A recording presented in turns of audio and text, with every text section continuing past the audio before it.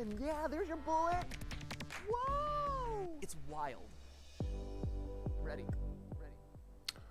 What is up, ladies and gentlemen? This is Anthony with VR 365. What is going on? Let me go ahead and get my situation situated over here. What is up, folks? It is April 29th. It is, I was going to say it's May. No, it's not May. It's April 29th. Right now, it is 2:04 p.m., and I'm waiting on Sebastian. Now, one thing I have to admit, guys, here is that Sebastian, I wanted to have him on today because it's kind of like the calm before the storm, right? Everything's going to happen tomorrow. Everything's going to happen on Wednesday. It's going to be crazy. It's going to be a pandemonium. Stuff is already getting a little bit crazy out there. And I thought what I could do is I could have MRTV on today, and we can kind of talk about F8 predictions, what we think is going to happen over these next couple of days, and just kind of get into that. Now, the downside for Sebastian is it's very late in Germany. So originally, I was trying to get Sebastian. I told him, could we do this at 3 o'clock? Because I had to work, right? And he was like, well, 3 o'clock, that's basically midnight in Germany. And so I was like, well, I could probably do it at 2:30. And so that was the original plan, was to do this episode at 2:30. But I was able to get to work earlier today. I actually got up a half an hour earlier than I normally do, so I could get to work a half an hour earlier, and I could get off a half an hour earlier, and then that way maybe I could start right at 2 o'clock, so that it wouldn't be super duper late for Sebastian there in Germany. So he messaged me recently, so hopefully he'll be joining me very soon. I waved at him on Skype. I'm waiting for Sebastian to accept invitation. So I did wave at him on Skype, so he'll probably see that. But I think he said he was getting a bite to eat or something like that. Joel VR says, why not use Discord? Have you ever watched Coffee in VR, Joel? Because if you watch Coffee in VR the last couple or the first 3 episodes or whatever, that's why I don't use Discord, because Discord, the audio on Discord is not very good. In fact, Magic Leap Noah is right below you, and Magic Leap Noah loves Discord. Oh my God, does the guy love Discord, right? But even Noah admits that when it comes to audio, you probably want to use something else. So yeah, Discord is not the best thing since sliced bread. I know all y'all millennials love Discord. I know that, but Discord is cool. I like Discord. I do like Discord. It's kind of like it's like a message board on crack, really, is what it is, or almost like an instant messaging system on crack designed for gamers. I like Discord, but audio-wise, no. Skype, when you're doing the NDI thing, works pretty good. And Sebastian will probably be joining us real quick here, so it's no big deal. And also, I can go ahead and cover a few things prior to Sebastian jumping on the show today. So first thing I got to do is I got to thank our sponsor for the day. And so let me go ahead and dial that up. Our sponsor of the day is a long-time viewer of this program, and that is Shirzad Khan City. Yes, thank you so much to Shirzad Khan City, Patreon supporter, for a long time, been somebody that has popped into chat a long time. Yeah, I am a millennial at heart. You know what? I'm in my late 40s, for those that don't know, okay? I'm on the back 9 of the 40s, right? And I'm not a young buck. But you know what? I will say this. Like, I believe I probably have more in common with like a 30-year-old person than like a 50-year-old person. So I'm a young late 40s is what I'll say. But yeah, Shirzad Khan City, much love, much thanks. Your support means that this thing can exist. This thing can continue. That is super awesome. Absolutely appreciate it. So much love there, Shirzad Khan City. Okay, I'm going to take a sip of water real quick. Okay, sorry for the noises of the water bottle there. All right, well, you know what we could do right now is I did have a couple of minor news stories to get into before Sebastian joins us. I'm going to put my Skype right over here, so as soon as he shows up in Skype, I'll probably get him on there, so that'll be good. Okay, so one of the things I did want to talk about real quick is we can actually go ahead and, you know what, I didn't get any of my, websites set up today, so they're all kind of screwed. So hold on a second, I got to adjust my websites here. So why don't we go over here to Upload VR real quick, because I did see a story on Upload VR that I thought was interesting. So let's go ahead and switch over to the Webby browser. Okay, here we are. And so this is a story on Upload VR. Shadow Point is shaping up as an intuitive puzzle adventure. You guys aren't getting my audio? No, my audio is coming through. Okay, here we go. So Shadow Point is shaping up as an intuitive puzzle adventure. And we already know about Shadow Point. Shadow Point obviously is coming to the Oculus Quest right around the launch of the Oculus Quest. It's also coming to the Oculus Rift, but that is going to happen a little bit later this year. But one of the things that I didn't know about Shadow Point is that we have a price. So I'm looking down here. Shadow Point is $19.99 and should debut at the release of the Oculus Quest. So I didn't know about the price. I hadn't heard about the price. And one of my questions for those of you guys out there, is there a place where we can see this kind of information? Because a lot of times I'm looking, you know, there's people, they'll have prices on different PlayStation VR games and stuff where it's like, I haven't seen a price anywhere. I don't know. Sometimes I don't know where people get all their information, but there's probably some other place that people go to get their information. But yeah, Shadow Point is the one with Captain Picard. He is doing the voiceovers there. And $20 is the price. And one of the questions, hold on a second here. One of the questions that I was going to ask Sebastian is, what are his thoughts on the price of Oculus Quest games? Do you guys expect, and this could be a question of the day, and I've asked this question before actually. Let's go back over here. I'll make it the question of the day real quick while we wait for Sebastian to check in. So let's go over here. Question of the day. Bada boom, bada bing, bang. Okay, so question of the day, and I might have used this before as a question of the day, but I don't know that we really got a good discussion out of this, is do you expect prices on the Oculus Quest to be different than prices on PC VR, you know, prices on Steam, prices on the Oculus Store? Do you expect a difference? And the last time I asked this question, some people were seemed like they were annoyed by it. And some people were kind of like, why would you think there would be a pricing difference? No, there's not going to be a price. Why would there be a pricing difference?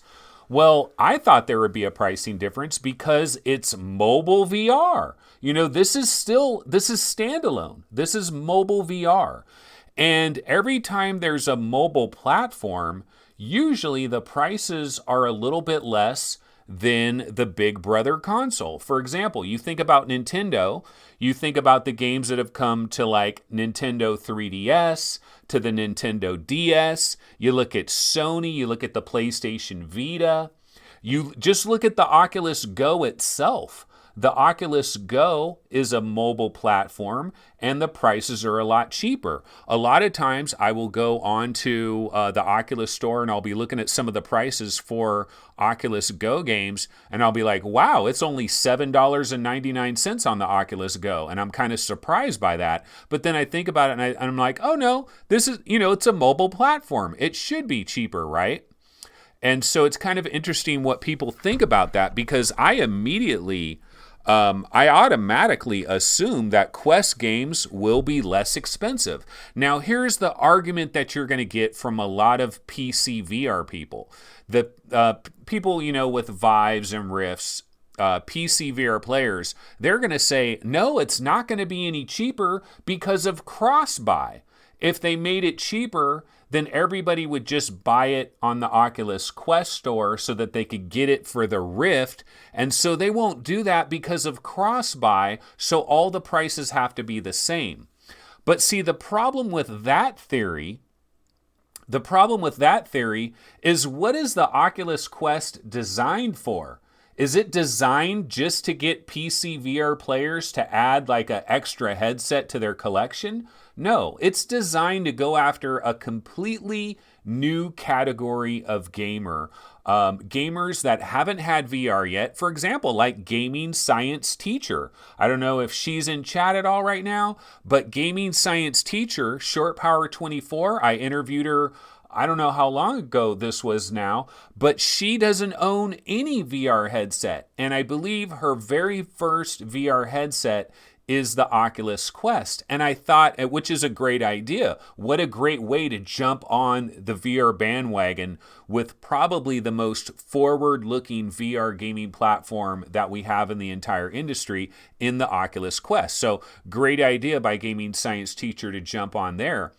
And I thought that the Oculus Quest was kind of positioned in this category to be a product that would be going after the great unwashed, rando people out there that have heard about VR. Maybe they tried VR at somebody's house, or maybe they tried it at a Best Buy, but now they're ready to jump into VR because they don't have to buy a PC, they don't have to buy a PlayStation, they don't have to worry about a lot of wires going in a lot of different directions.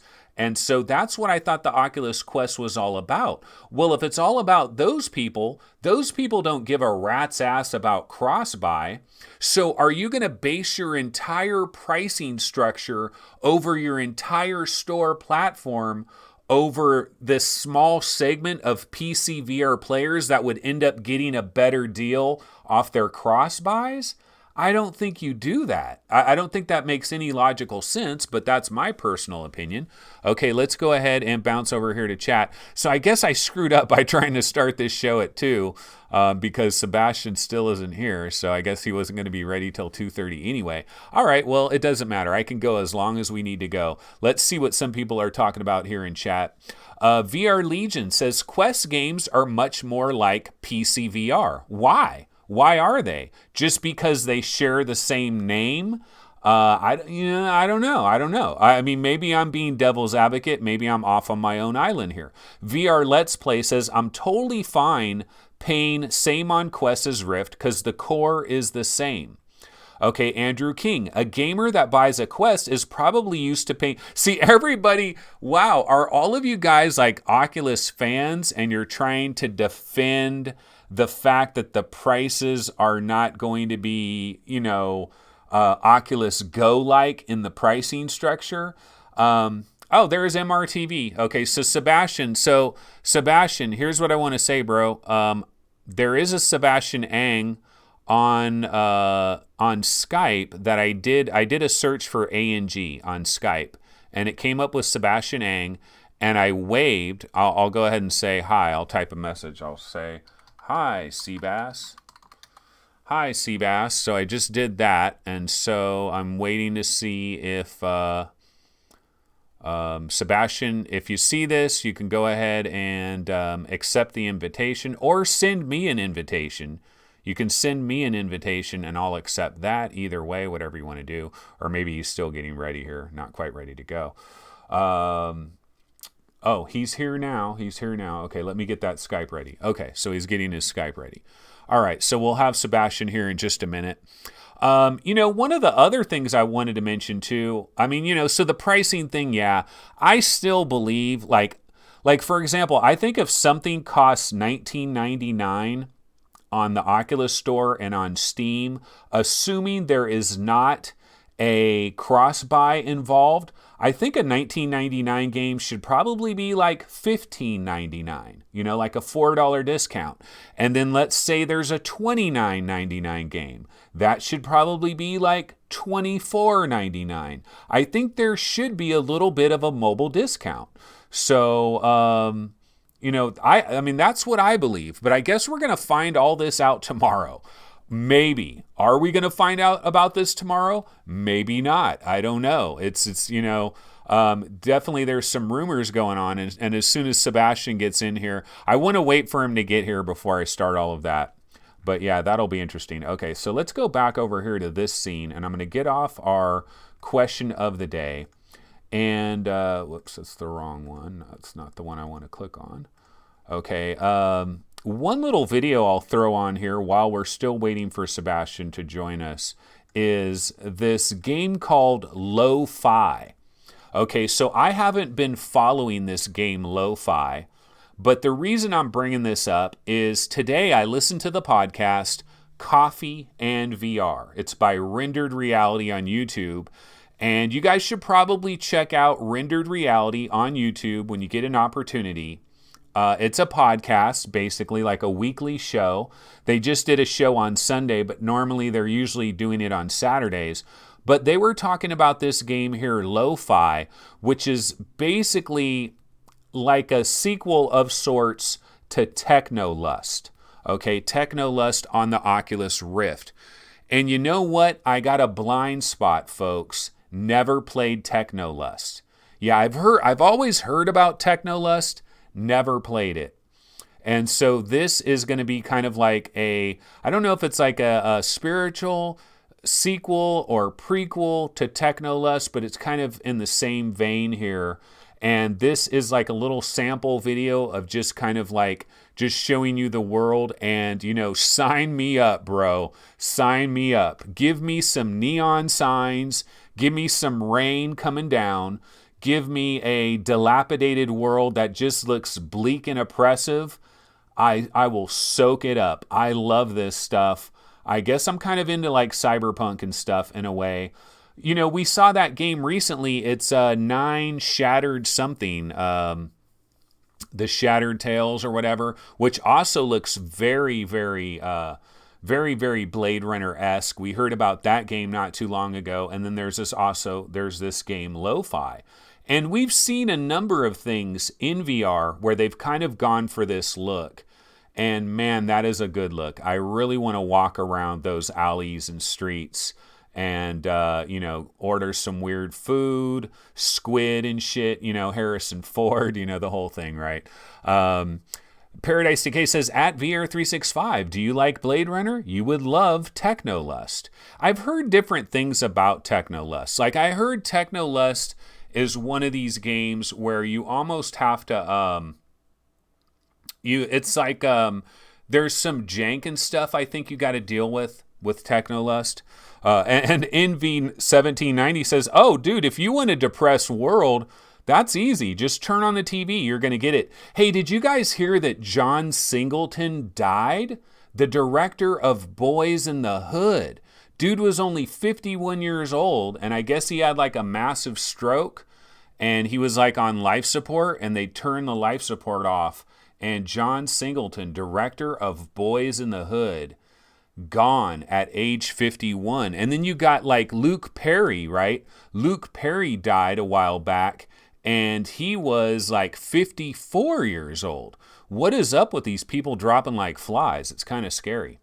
Hussein X says, I saw in-game 3D today in IMAX 3D cinema. Also watched Infinity War 3D a few days ago.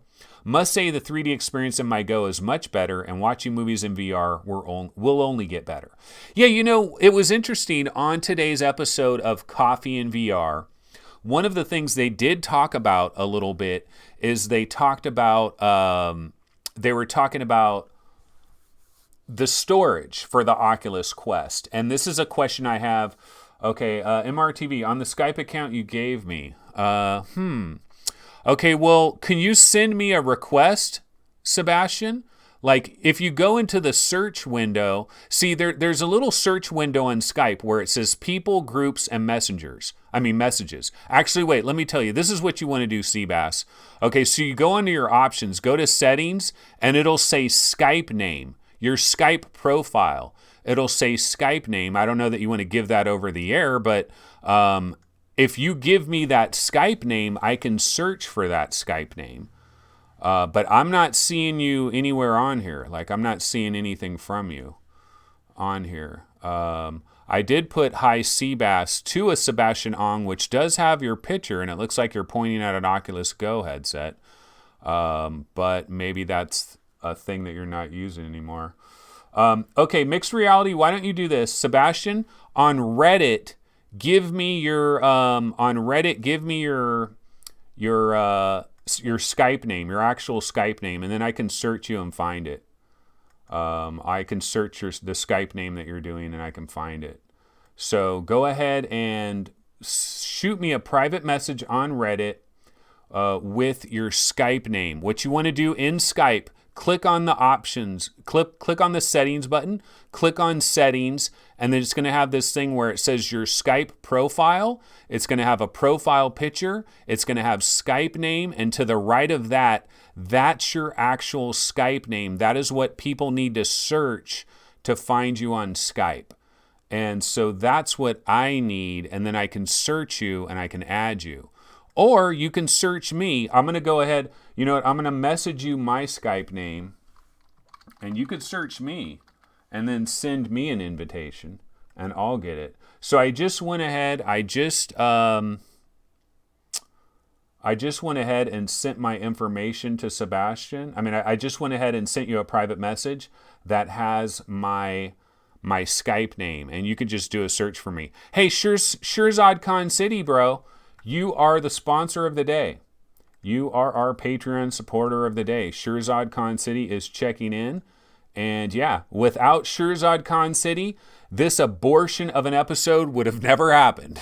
Oh, I sell Kirby vacuums. I could probably make more money selling Kirby vacuums than what I'm actually doing. I kind of wish I was selling Kirby vacuums. Maybe I could actually make a little bit of money. All right, so we're still waiting for Sebastian to join the program. Oh, here we go. Okay. Yeah, now we got him. Cool, we got him. Yeah, so he's on a different thing now. Okay, so I'm going to go ahead and call our boy Sebastian.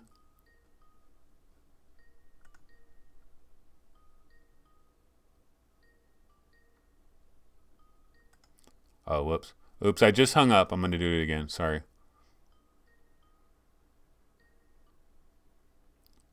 Hello. Hey, what's up, man? Okay, hold on one second. I'm going to get you in here. Yeah, no, I got you. I just got to grab your video now. There we go. Okay, we got you in. I can't see you at all. Okay, you can't see me? 1, 2, 3. Oh, you can't hear me? 1, 2, 3. I cannot hear you. Oh, fuck. Why can't Can you you hear me? Let's see. I'll turn. Yeah, I can hear you. I can hear you, and I do Okay, have now your I can video. see something. Yeah, that's just the top of my roof. That is because I have another camera Test hooked up 1, to 2, Spike. 3. Okay, hold on, Sebastian. Let me change my. Oh, I know what it is. I'll fix it. Hold on one second. I Hold on one cannot second. hear you. Hold on Can one you hear second. me? He's like, I can't hear you. I can't hear you. Hold on, Sebastian. I think I have the wrong microphone. Yeah, I have the wrong microphone hooked up. Okay, let's do. I can see you, but I can't hear you. Yeah, hold on. I got you. I got you. Now you can hear me, right? Hello? Sebastian? Hello? Hello?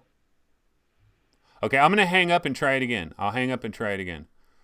Okay, I had the wrong microphone on. I'm going to double check my microphone real quick. Okay, now we got the right microphone, I think. And now what I'm going to do is I'm going to settings, and let's go. No, you know what? I think it's always been on the blue snowball. Pretty sure I've always had it on the blue snowball. So put it back on the blue snowball here, and then I'm going to try call Sebastian again. Sorry, guys. We'll get this thing worked out in just a second here.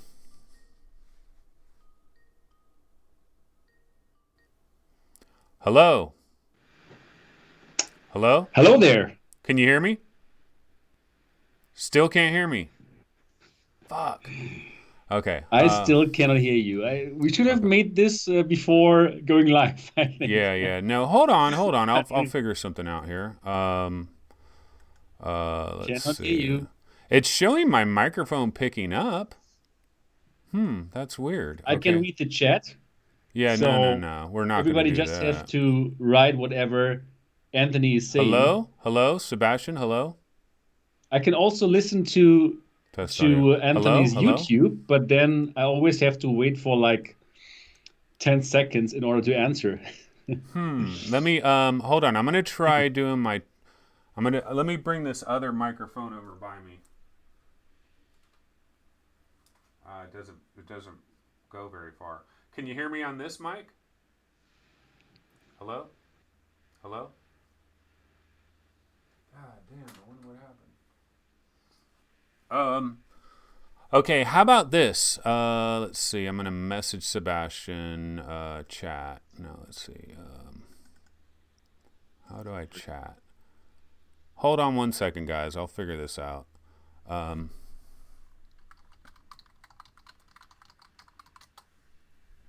gonna go ahead and hang up and have him call me.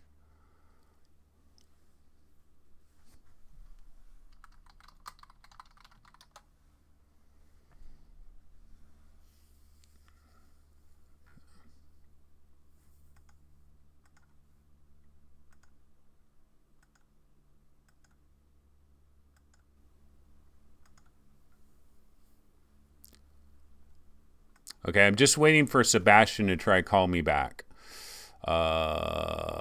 Check 1 2, check 1 2, check 1 2. Okay. Hello. Can you hear me? I can hear you. I cannot hear you again. Damn, Okay, let I me don't see know what it if is. something's wrong here. Maybe I should try closing out Skype and try opening it again. I'm gonna try that. Okay.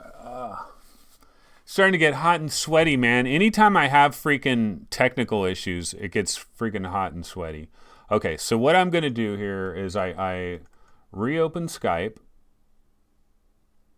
Okay, I'm gonna close Skype. I'm going to reopen Skype and okay, reopen Skype and let me try calling Sebastian again.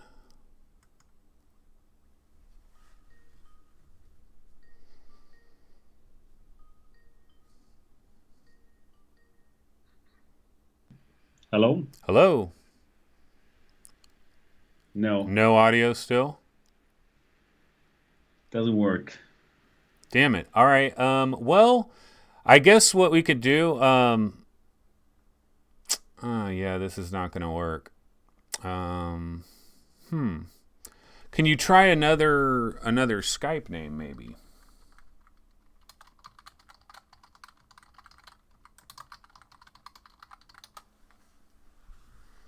Okay, damn. Well, no, Skype is not horrible. This has worked fine. This is the first time. VR365, tell Sebastian to unmute you. I don't think he has me muted.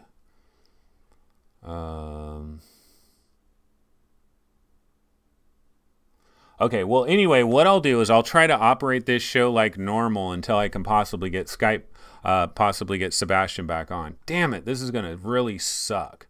This really blows if I can't get Sebastian on. But, oh well, we will have to move on, won't we? Let's see. So I'm going to just go ahead and grab a trailer for something. Okay, so Sebastian is going to try to get it working over there, and we'll try to figure that out. Okay, so anyways, basically, okay, try audio call only. Yeah, we could do that. We could try audio call only.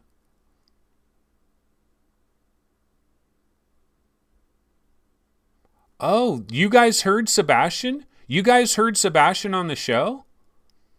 Okay, if you guys heard Sebastian on the show, then yeah, it's got to be something on his computer. Did you guys actually hear Sebastian? Did anybody hear Sebastian? That's the question I'm asking. Question for chat. Did anybody hear Sebastian? Because if you guys heard Sebastian, then we know that it's working in Skype at least. Yeah, okay, so they did hear Sebastian. Okay, well, you know what? I could text questions to him and just have him respond to the questions. I mean, I could do that, worst case scenario. But I'll wait and see what Sebastian wants to do. He might go ahead and try to switch to a different Skype name, maybe. I'm going to try calling him again and see if he'll answer here, but he might be busy with something. Yeah, no, I think his Skype is disconnected. Okay.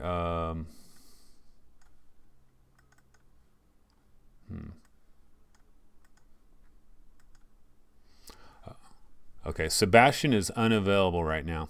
Okay, well, you know what? Right now, I'm just going to have to pretend I don't have Sebastian for now until I get him, and then we'll see what happens. So, I'll have to carry on. All right, well, anyway, guys, let's see. What were we talking about prior to all this? Well, you know what? Why don't I just get into the freaking story of the day? I was waiting for Sebastian here because I wanted to be able to pop up the pictures and everything and have Sebastian right here. But whatever. We'll just have to move on. Okay, so what I'm going to do here is I'm going to throw a picture on the screen. And I'm sure all of you guys have seen this picture all around the various subreddits. What's going on here? Okay, here we go. Okay. So this is a picture that a lot of people have been seeing around the internet today. And basically there are Best Buys around the United States that are setting up this display unit. And what are we looking at here? Well, at the very top, you see an Oculus Quest. In the middle, you see a Rift S, and on the bottom, you see an Oculus Go. And you know what? I think the grouping of these platforms, not by accident. It's pretty much in the order of what Oculus is most interested in and what is most crucial to them. The Quest is on top, Rift S is in the middle, and the Go is on the bottom. And so these pop-up displays are showing up at Best Buys all around the United States. And when you first see this and when you first hear about this, like when I first saw this picture, the thought that instantly jumped to my mind immediately was, it's on, baby. This is happening. Tomorrow, we are going to be able to buy our Oculus Go's. Tomorrow, we are going to be able to buy the Rift S. This is it. This is happening. Celebration, everybody, right? Celebration. This is real. It's here. The Oculus Quest is here. The Rift S is here. This is not by accident. This is the night before F8. So of course, it's launching tomorrow. This is what's happening. Zuck is going to walk out on stage tomorrow and he's going to say it's available right now. Like that's what's going to happen, right? Well, hold on just a minute. Hold on just a minute, ladies and gentlemen, because on Upload VR, there's a story about this on Upload VR, and a Best Buy employee came into that story and maybe rained all over our parade. So I'm going to go ahead and pop this on the screen. Okay, hold on. This is a Best Buy employee, and this is a little bit more than 2 hours ago. It's probably about 3 hours ago right now. This is a Best Buy employee, and he's saying, so they do have demo units, but only for the Rift S and not the Quest. We have no inventory yet for either, but did get the Rift S in full retail packaging aside from the sleeve. I don't know when demos will happen, but my Oculus rep hasn't done training on it yet, so at least a couple of weeks away. The headsets are nice, and the ones that you can see from the picture are the actual devices, with screws drilled into them. The horror. But I expect the launch will be soon, considering we have the final production unit. Probably some demos to drum up buzz, and then a launch. Okay, so is this guy raining on all of our parades? Because basically what this guy's saying is, yeah, we do have some demo units, but we don't have inventory. We don't have any inventory yet. That doesn't make sense, guys. Wait a minute. Is this thing coming out tomorrow? Am I going to be able to drive to my Best Buy tomorrow? Okay, Sebastian's going to try. Let's see. What are we going to try now? Sebastian just messaged me. I think we're gonna try it again. Let's try another video meeting. All right. I'm gonna tell him try calling me. Okay. But yeah, I mean, I'm reading this, and this doesn't sound very good to me. Okay,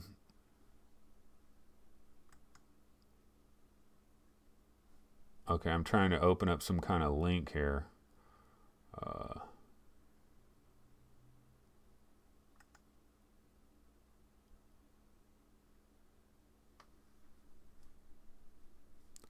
Hello?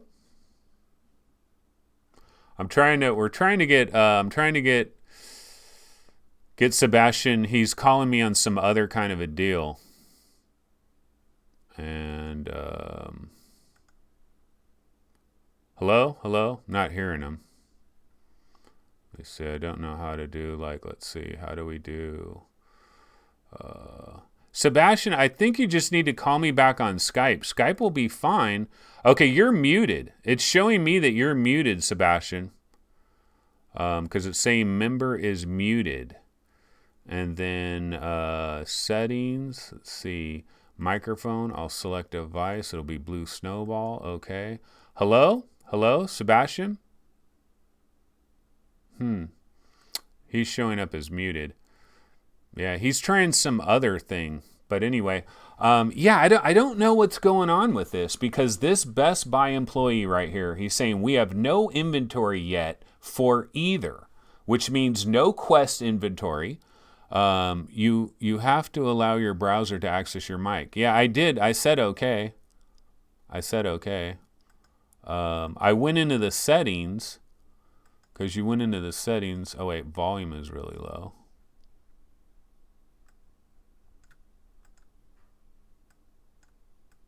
Hello? Yeah, I don't know if it's got me muted or he's muted. Member is muted. I'm not muted. Yeah, it's showing you muted.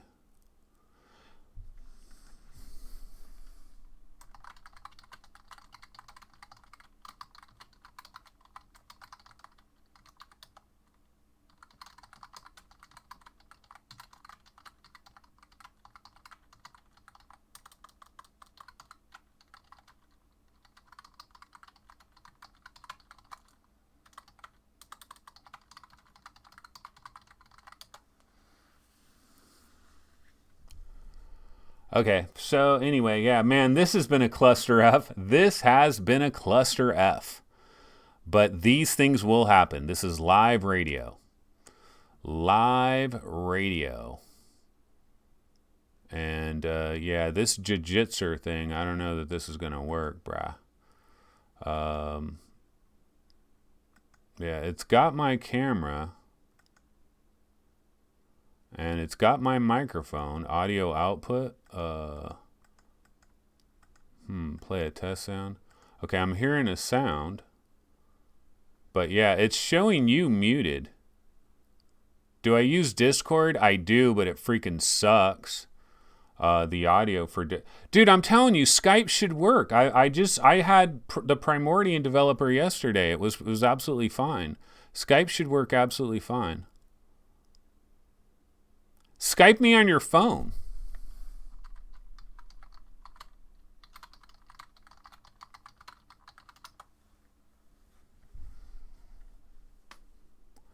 All right.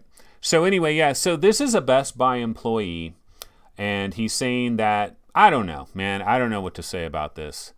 I just know that this is throwing potential rain on the parade. Sorry, guys. The technical difficulties with Sebastian is really throwing me off here. But yeah, so, I mean, I had all these questions lined up too. Damn, this really sucks. But why don't we do this? We can just go ahead and go to the subreddits. Yeah, crappy sound is better than no sound, but I've never grabbed Discord audio into OBS. I've never done that, ever. So trying to figure that out now at this time, probably not a good idea. We're too late in the game to try all of that. Basically, what we need to do now is see if we can get his audio via Skype. I can text him a question and then he can respond with his audio. And he can also listen to my audio 7 seconds delayed, although that'll be kind of confusing. But yeah, okay, he's going to try something else here. But what I'm going to do now, okay, he says we will make it happen. Yeah, at some point in time we will. In the meanwhile, I'm sweating buckets over here. Okay, so why don't we do this, guys? Let's go ahead and... No, Skype is fine. Don't be talking about Discord, Schmiscord. Skype works great. When we do VR Roundtable, we use Skype, okay? Skype works fine. I did an interview with yesterday. I had the Primordian developer on yesterday. Worked absolutely fine. I had Alex from Play PSVR. Worked absolutely fine. I've had people's audio forever where I just did audio only, and that worked fine. I've done Skype. Skype is not a problem. I don't know, like if there might be some technical issue on Sebastian's end, but it's not Skype. It's not a Discord versus Skype thing. Okay, wait. Sebastian's calling in now. Hello. I saw him for a second, then it disappeared. Oh, there his picture popped up in the corner there. Okay.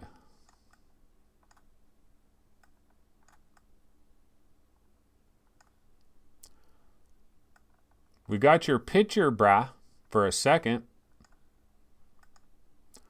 Okay, try calling back.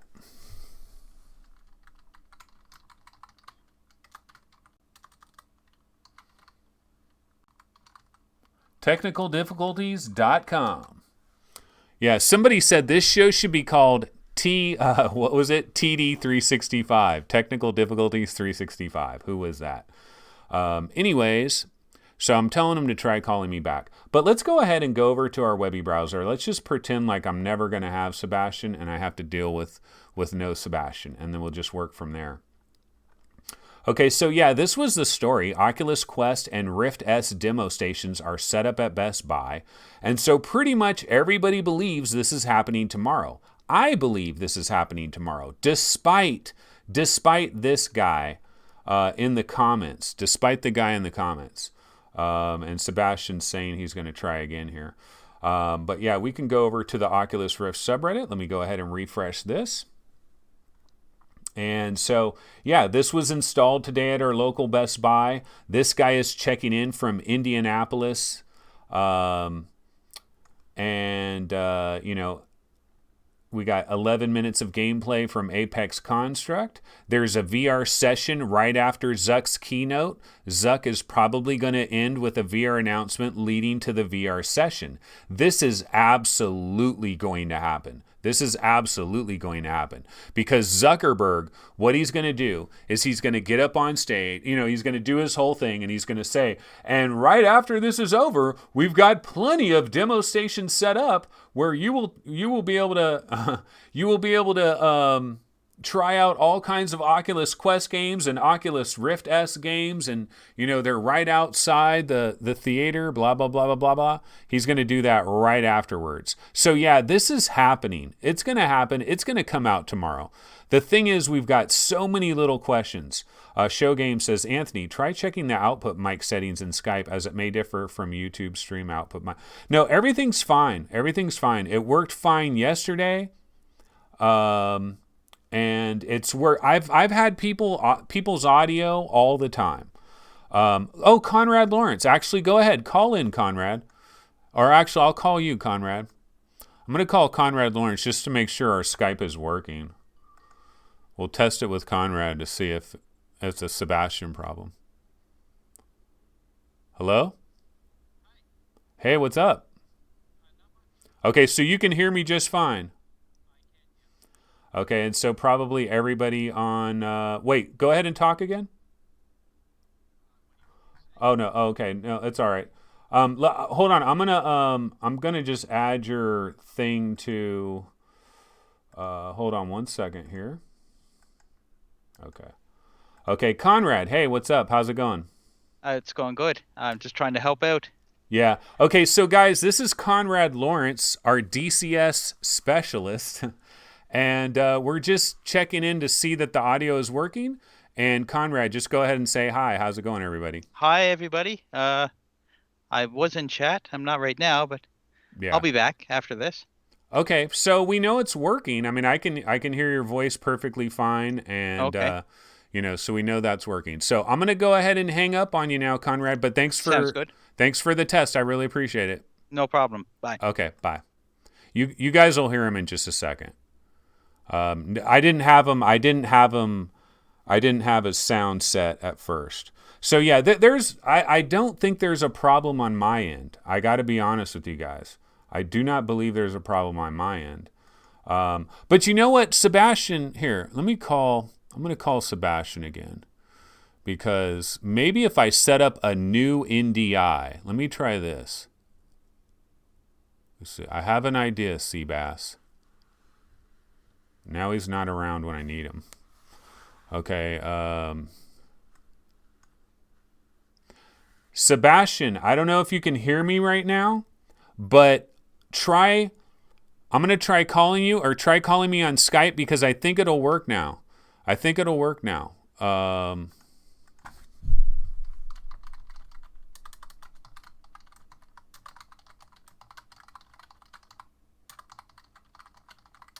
Because I think I'll just set up a new NDI. Maybe that was the problem. Maybe all I had to do was set up a new NDI. So I messaged Sebastian, tell him to call me on Skype now. I think it will work now. But in the meanwhile, I got to go ahead and try to do a show. Okay, so let's go back to the Webby browser. What were we talking about over here as I wait for Sebastian to try to call me? And should I steal the battery cover? LOL, just kidding. Yeah, no, you definitely should not do that. Although apparently this is a pain point of the Oculus Quest. The battery covers apparently are going to come off. Okay, well, you know what? I was going to ask all these questions to Sebastian, but now I'm just going to go ahead and ask myself. Okay, so I will ask myself some questions. Man, it's midnight in Germany too. Poor Sebastian. He's dealing with all kinds of drama, and then not only that, it happens to be midnight in Germany at the same time. Yeah, this was a shit show for the ages. So anyway, I'll go ahead and ask some questions that I have for myself. These are questions I had for Sebastian. Okay, so my first question for Sebastian is, will I be able to go to Best Buy tomorrow and buy a Quest or a Rift S? Yes or no? And here's my answer. My answer is yes, although it depends. I'm sure there's probably going to be a handful of Best Buys that maybe they don't have any stock tomorrow, but I do believe that in lots of places in the United States tomorrow, you will be able to walk into a Best Buy and buy an Oculus Quest or a Rift S. I do believe that will happen tomorrow. Now, will they have enough stock of the 64 gig version, the 128 gig version? Will they have the accessories? Will they have enough stock for everything? I don't know. It might not happen, but that's my thought on that. Okay, question number 2. Do you think any major Oculus Rift games will have a surprise launch tomorrow? Reckoner VR, why don't you call in? Reckoner VR, you want to Skype in? You can be a sub until I get Sebastian working. Reckoner VR, you want to be a last minute sub? Go ahead and call in. But okay, Saginaw Best Buy, they have them in stock. So some people have determined that some Best Buys actually have them. Okay, but my question was, do you think any major Rift games will have a surprise launch tomorrow? I'm talking about Oculus Rift games, not Quest. I mean, obviously, if the Oculus Quest comes out tomorrow, then all hell breaks loose. We're going to have a million different games all hitting simultaneously, and it is going to be bonkers, absolute bonkers. But I'm talking about the Oculus Quest. And you know what? I think there will be some Oculus Rift games that will arrive tomorrow. I think, for example, Dead and Buried 2 for the Oculus Rift will arrive tomorrow. Nostradamus Jr. hath predicted that. Okay. Get Conrad to call Sebastian. That's a great idea, Alan Young. But Conrad would have to be, the problem is Conrad would have to have Sebastian's like, see, the thing is, it's Skype. The one thing that does suck about Skype is they have a name up at the top, but that's not the actual YouTube name. That's the thing that sucks. Is, I mean, the Skype name and the name that it shows are two different things. Because when I had to search for him, yeah, I don't know why Sebastian just doesn't try calling me back now, because I think it'll work now if I create a new NDI stream. But anyway, so do I believe there will be some Oculus Rift games that will arrive tomorrow out of the blue? Yes, I do. I believe Dance Central and Dead and Buried 2, both of them arrive tomorrow. You heard it here first. These are my predictions. Why? Because Dance Central... Reckoner VR. Yeah, go ahead, dude. Call in for 20 minutes. Go ahead. Yeah, call in, brah.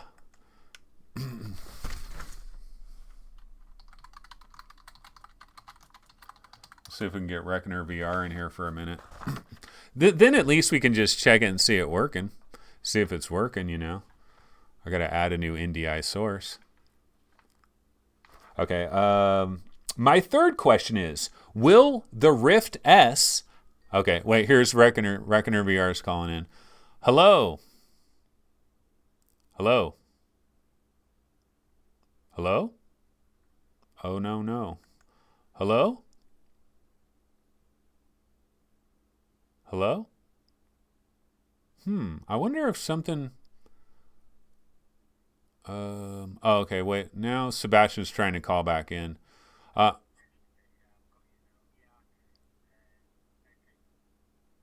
Yeah, I can hear you. I'm not seeing any video for you, though.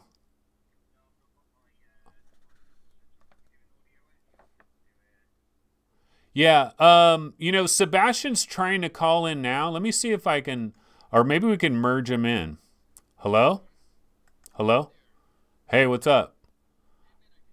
You can hear me now. Okay, Gary, if you can hear me, just we'll get you next time. I'm gonna see if I can get Sebastian's video in here now. Hold on one sec, Sebastian. Let's see, NDI source. Okay, and then here we go. Okay, and then we got to go to this one, and then whoops, I got to add NDI source. Add existing 3, I think it is. Okay, here we go. Okay, let's go ahead and do this. And then I got to move you down. Oops, wait, move you up one. Okay, there we go. Hello, everybody. Okay. Hello there. Okay, now they're saying that they can't hear you, but I think it's... Oh, your volume. Wait, let me see if I got the volume right. Okay, test 1, 2, 3. Can you hear me? Can you hear me? Test 1, 2, 3. Yeah, no, I think we got your volume. I think we got you. Okay. All right. Cool. Okay. So yeah, Gary. Finally. Yeah, apologies, Gary, but thanks for calling in. But I do believe we got Sebastian, so this should work now. Okay, here we go. Finally. Okay, so let me go ahead. We're going to kind of restart the show almost here, but Sebastian, I'm going to throw something on the screen. You've probably already seen this. Now, this is delayed by about 7 seconds or whatever. But there's a picture that's going around, and I'm sure you've seen this picture before, where everybody is posting these pictures of the demo stations that are showing up at Best Buys all around the United States. Okay. All right, you guys are lucky that you have something like that. In Germany, no. Yeah. Have you seen this picture? Like, have you been on the subreddit at all yet where you've seen this? I have seen this picture, yes. Yeah. It shows the Oculus Quest and the Oculus Rift S, and they have the controllers on the wrong side, 2 times the right controller and 2 times the left controller. Yeah. Yeah. And so you see this picture, like my reaction when I saw this picture and I saw it today, I'm thinking, okay, it's all happening. It is going to happen. It's going to happen. We're going to get him tomorrow, right? Yeah. Okay, but wait a Right. minute. Let me read you something because Okay. there's a Best Buy employee. Now, of course, it could be somebody making something up, right? But I'll go ahead and I'll read this to you. So I got a message from a Best Buy employee. This is on Upload VR, and Okay. he says, "Hi, Best Buy employee here. So they do have demo units, but only for the Rift S and not the Quest. Oh, We have no inventory yet for either." okay. But we For did, either. Oh yeah. no. And then he's saying that Oh no, that sounds bad. yeah. Then he's saying the Oculus rep hasn't done training on it yet, so at least a Oh, couple of weeks away. okay. And I don't That know. sounds. We have to wait a bit longer. Yeah. Or what do you think? I mean, so let me put the gun to your head and just ask you this. Bottom line, Zuckerberg is going to walk up on stage tomorrow. Are we going to? Oh, your sound is a little bit high, so I'm going to turn you down just a little bit. Okay. Uh-huh. Okay, I got it. I'll turn you down. So Zuckerberg's going to walk out on stage tomorrow, Yes. and he's going to say, "You can buy the Oculus Quest and the Rift S right now." Is that going to happen? Right. I think he will walk on stage and he is going to have the quest already, but not us. Oh, so So, we're not going to get it right away. well, it doesn't seem like so. So probably we can order it, and yeah, we don't know. We don't know. Well, if you just look at this, what you've just shown us here, it certainly doesn't look like this because if they were ready to sell it starting from tomorrow, then definitely they would have inventory, and definitely this person they would get their training, and they would have the demo kits for the quest as well. So according to that picture, according to that, yeah, I'm looking at it right now. According to that Reddit story, it looks bad. Okay, but wait a minute. That's just one guy. It's just one Yeah. guy. I mean, are we going to let one guy rain on our parade? You know what? I think it's better that we're prepared for the worst. You know, I mean, we all want to have it tomorrow, right? Just like last year when we got the quest directly on the same day. But well, we better be prepared, right? It's better to go in tomorrow with low expectations of having to wait another month or what, Do you rather think, than wait, to but what yeah. about everybody on the Quest subreddit? They're already losing their minds, Sebastian. Aren't you worried about their sanity? Ah, come on. I mean, we've all been waiting now for so long, right? We've been waiting for forever. We can wait for another couple of weeks. Can we? What do Can you we? think? I don't know, We man. can still play our PlayStations and our Rifts and our Vives. It's okay. We can wait for another couple of weeks, I think. Or how about you? Will you be super disappointed if tomorrow you cannot get it? I'll be disappointed if I can't get it by this weekend. I'll put it that way. Okay. Like if Zuckerberg were to say, okay, it'll be out Friday or something like that, that wouldn't make me sad. But if it's like May 16th or something like some people have been talking about, Yeah. that would May bother me. 16th. Somebody said that May 16th. I don't know if you All heard that. right. All Okay, right. well, Yeah. let Well, me I ask hope. you.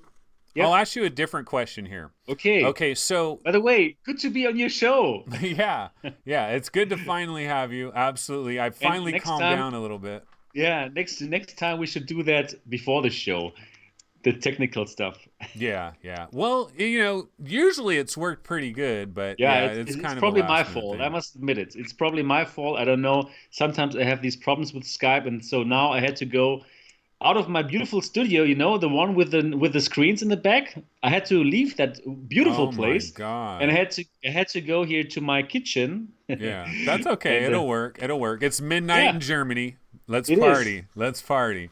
Exactly. Reckoner VR. By the way, Reckoner VR. I appreciate you calling in, Gary. You know Gary from VR Roundtable. Ah, He yeah. he was going to be a last minute replacement for Oh, you, I'm so like a sorry. I'm so split sorry, second, Gary. But he didn't have. He could only do it for like 20 minutes anyway, so this will Okay, work out yeah. better. Okay, great. I can do it a Okay, bit longer. so regardless, Sebastian, tomorrow, I mean, whether or not we get the Rift S and the Quest tomorrow, who knows? But we are going to have Zuckerberg on stage, and he is going to be talking about these products. I mean, he's going to be talking about them. And my question for you is, do you think we're going to get any Oculus Rift games that are going to come out the day that, I mean, let's say the Quest and the Rift S did come out tomorrow, would we get a brand new Oculus Rift game, not a Quest game, but an Oculus Rift game tomorrow? Something like Dead and Buried 2, or Dance Central, or Stormland, or Defector, or Asgard's Wrath. Could there be a major game that could come tomorrow, or whenever these things come? Yes. When I spoke with the product manager, he told me that Stormland is going to come out on the launch day of the Rift S. Oh my God, that would be incredible. Stormland. I'm going to play Stormland tomorrow. I don't know. It depends if the Rift S is going to get released tomorrow.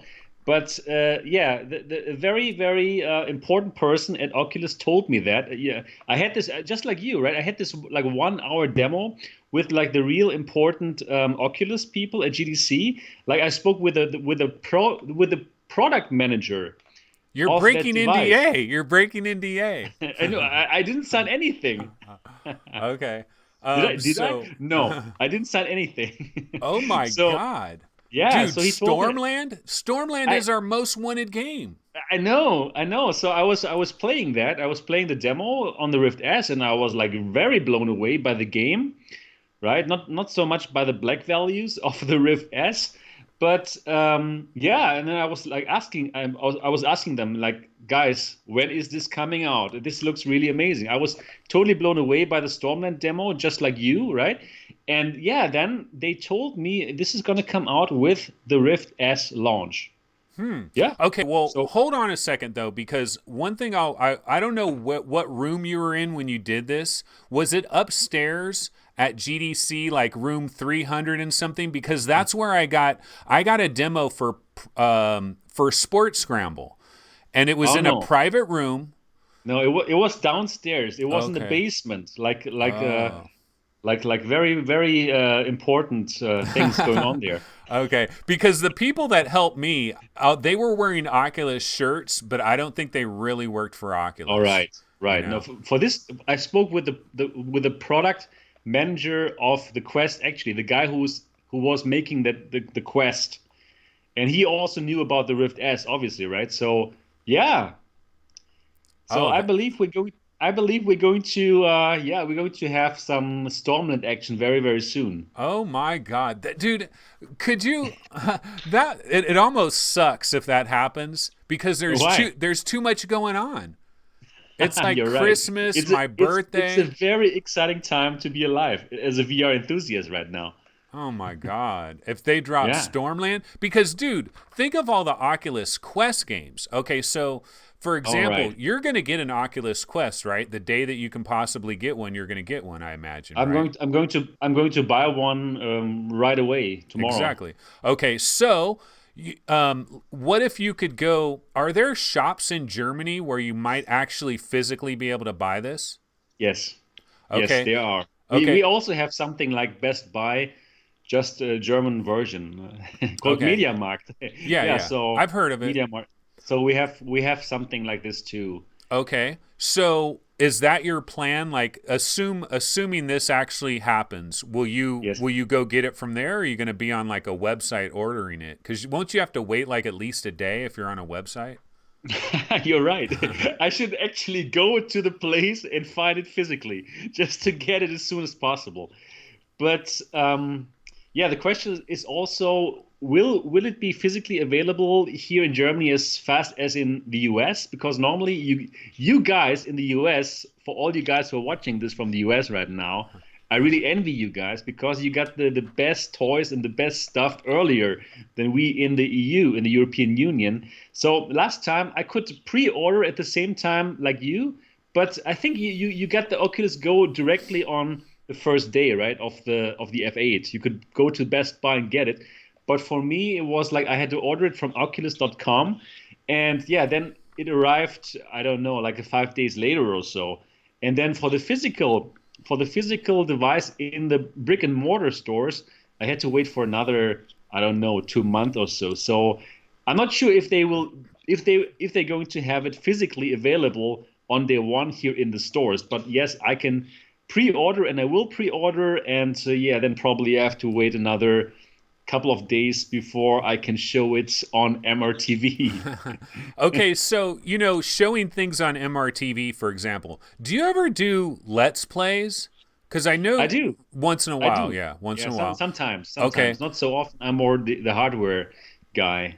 Yeah, but when it comes to this Oculus Quest, right? Like 50 games arriving or whatever, like Right, so many games arriving right, like all right. in one day. Think of Yeah. somebody like Paradise Decay.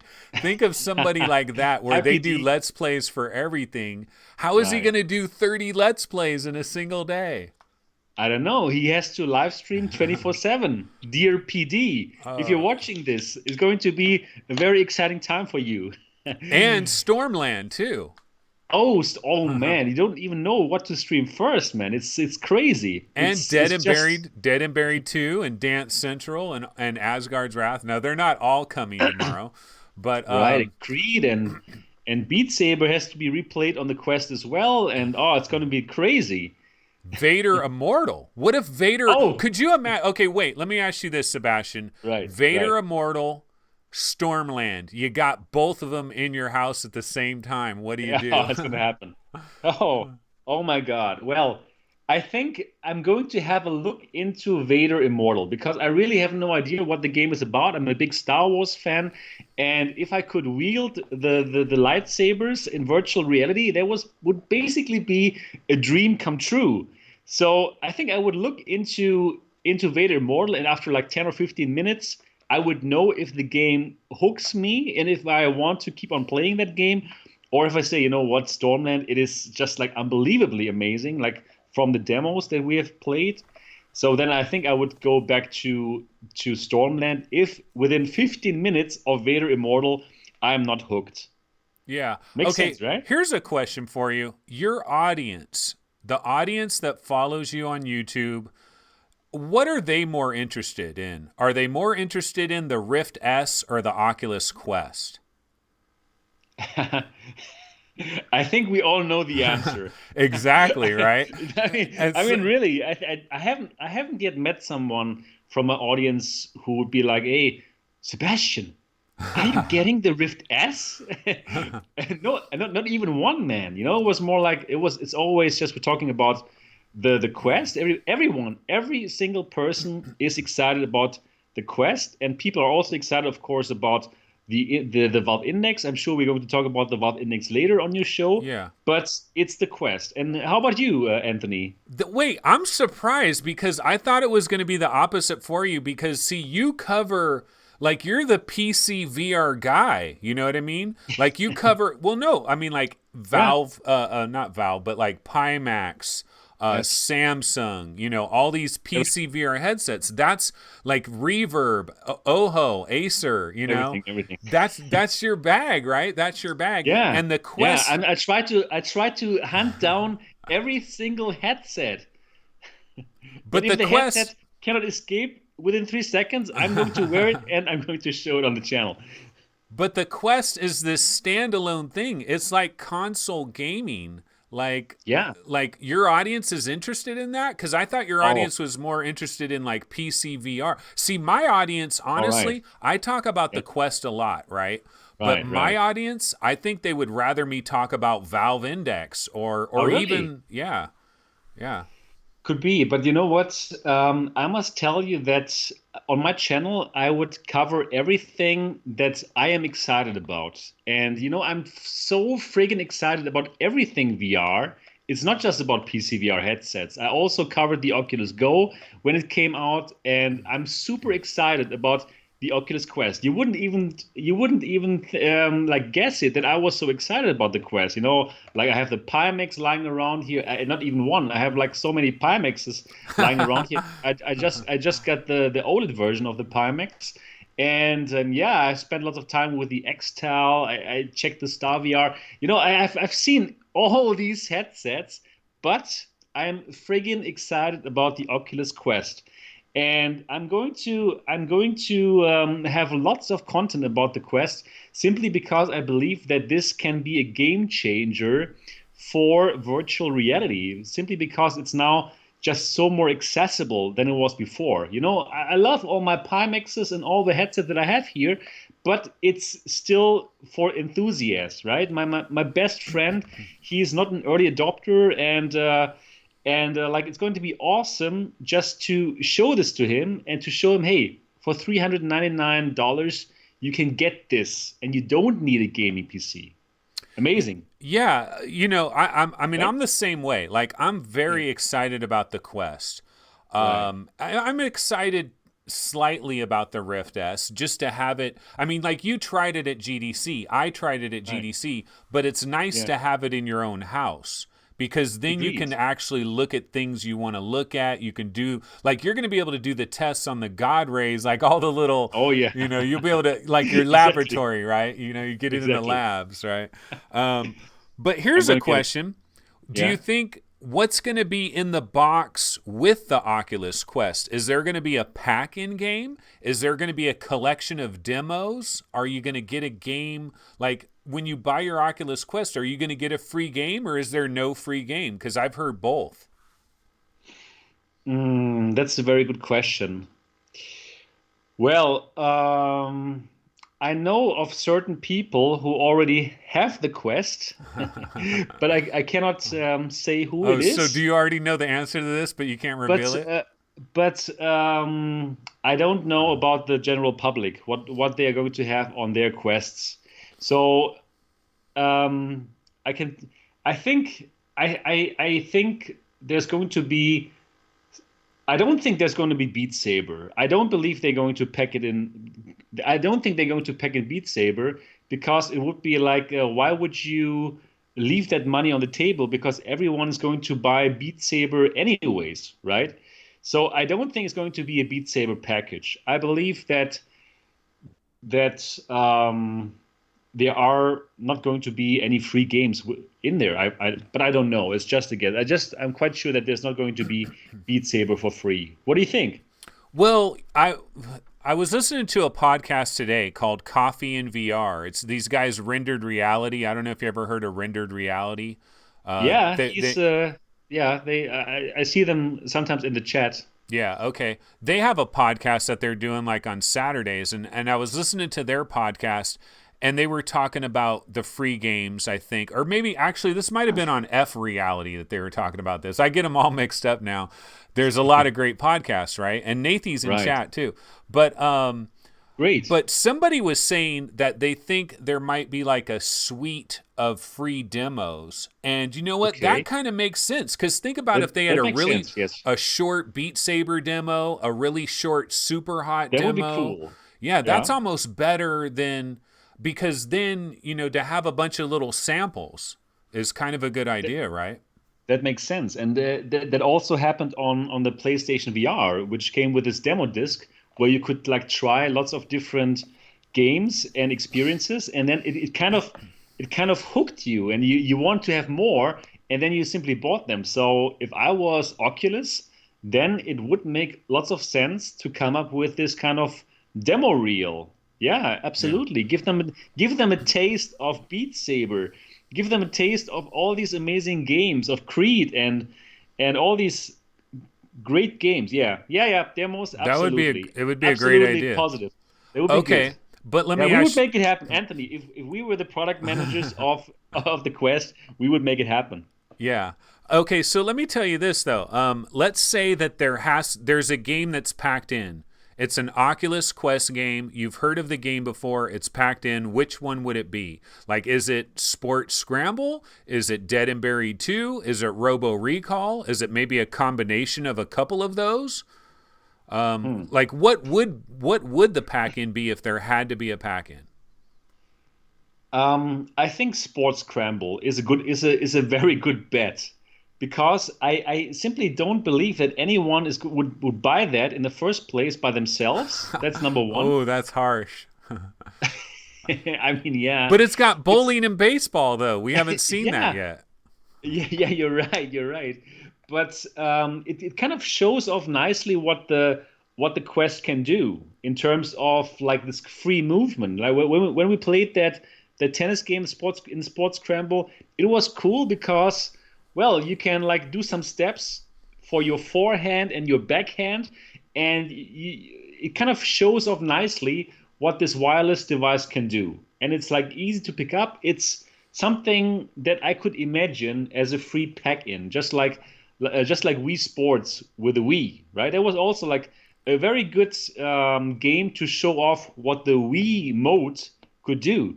So I think that would be a good call, because for all the other games, they would simply leave too much money on the table, right? If they would pack in Creed, if they would pack in Beat Saber, all these games, we're going to buy them again, right?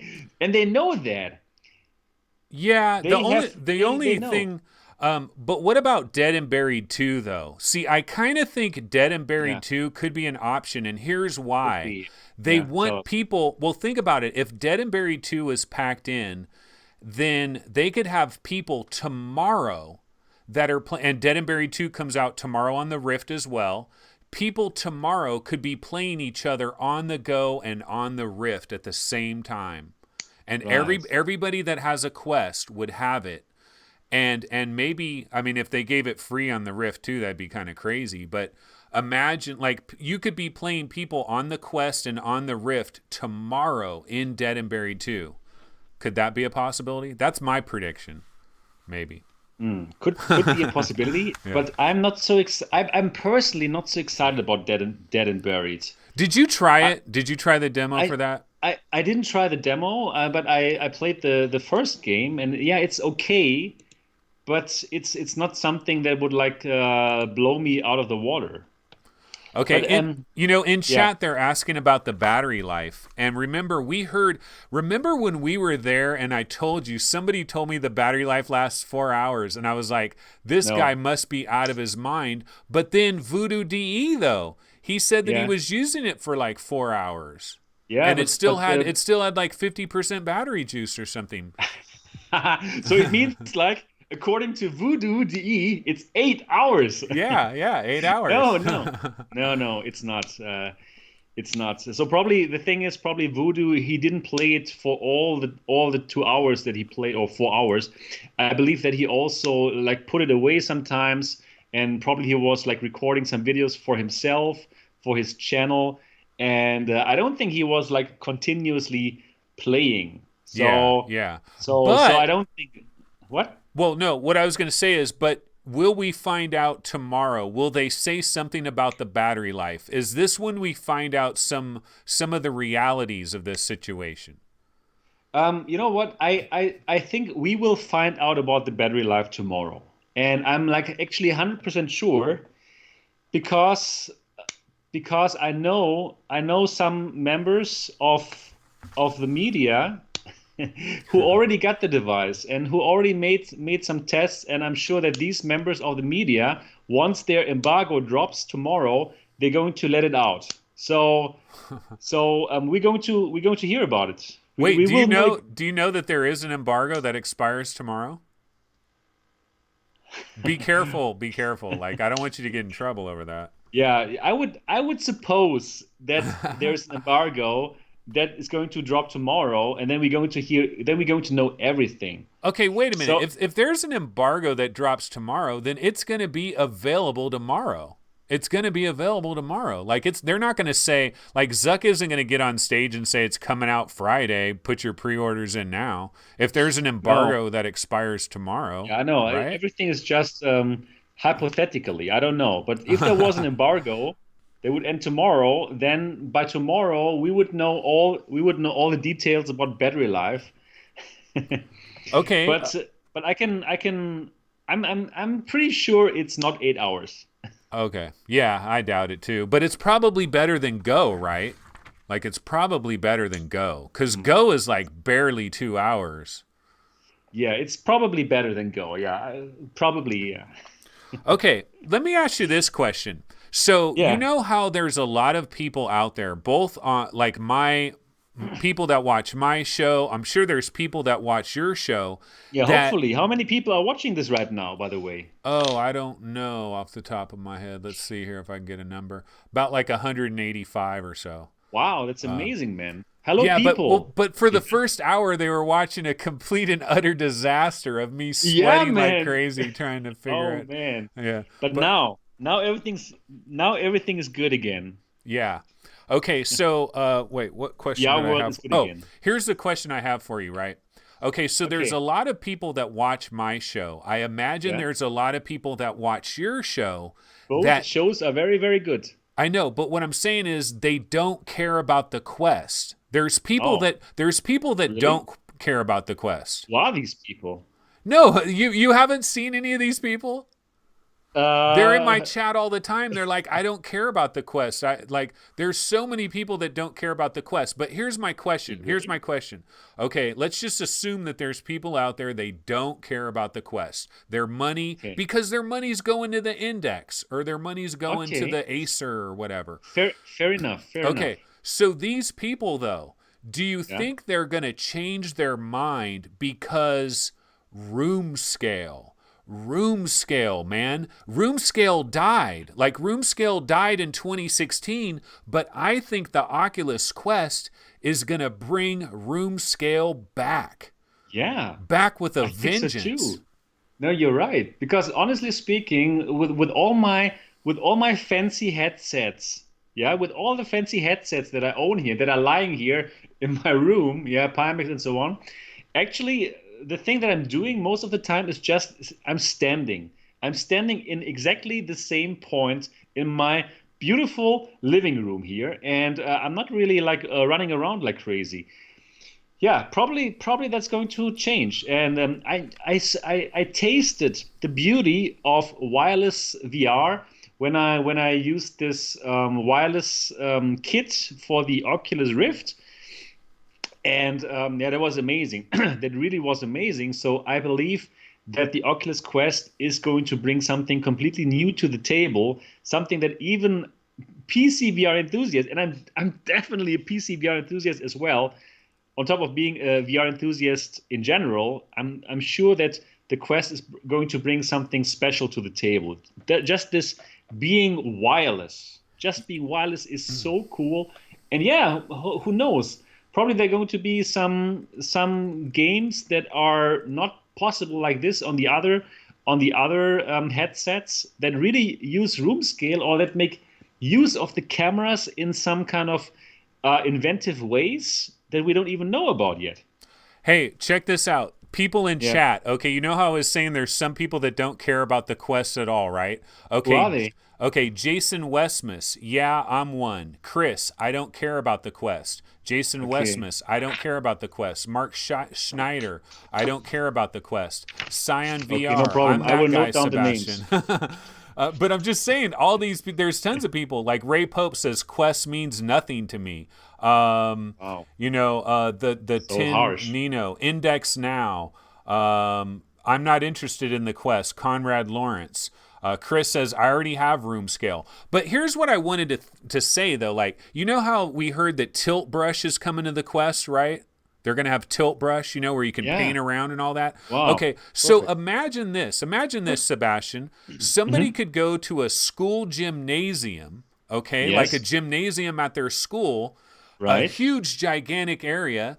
They could use and then a huge pass-through. wave is going to come out of it. Exactly. Magic Leap is going to happen right there. No, but what I'm saying is with the pass-through plus, you know, and they mark off a huge area in this school gymnasium, and they do tilt brush, and they make this huge gigantic forest of all these trees and bushes, and you could walk all around it because it's in this huge gigantic gymnasium. Wow, that's and a then very they good take idea. the headset off and they give it to everybody else, and people are walking around it. They're like, oh my God, this is freaking incredible.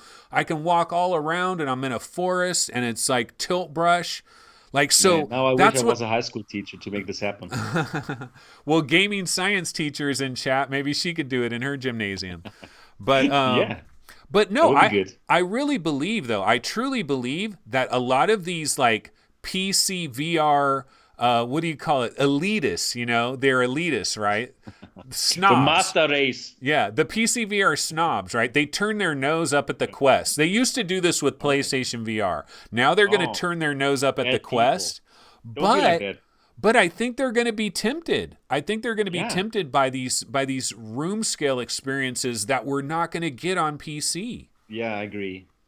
You know what? I'm really not a fan of this kind of like how to say that in English? Fanboyism, elitism, or fanboyism, or something like this. Yeah. So I don't subscribe to this kind of thinking like, wow, only my headset is the most amazing headset and I cannot appreciate anything else. Everything else sucks. I'm really not into this. So for myself, I can tell the world here in this live show that I'm simply a fan of virtual reality.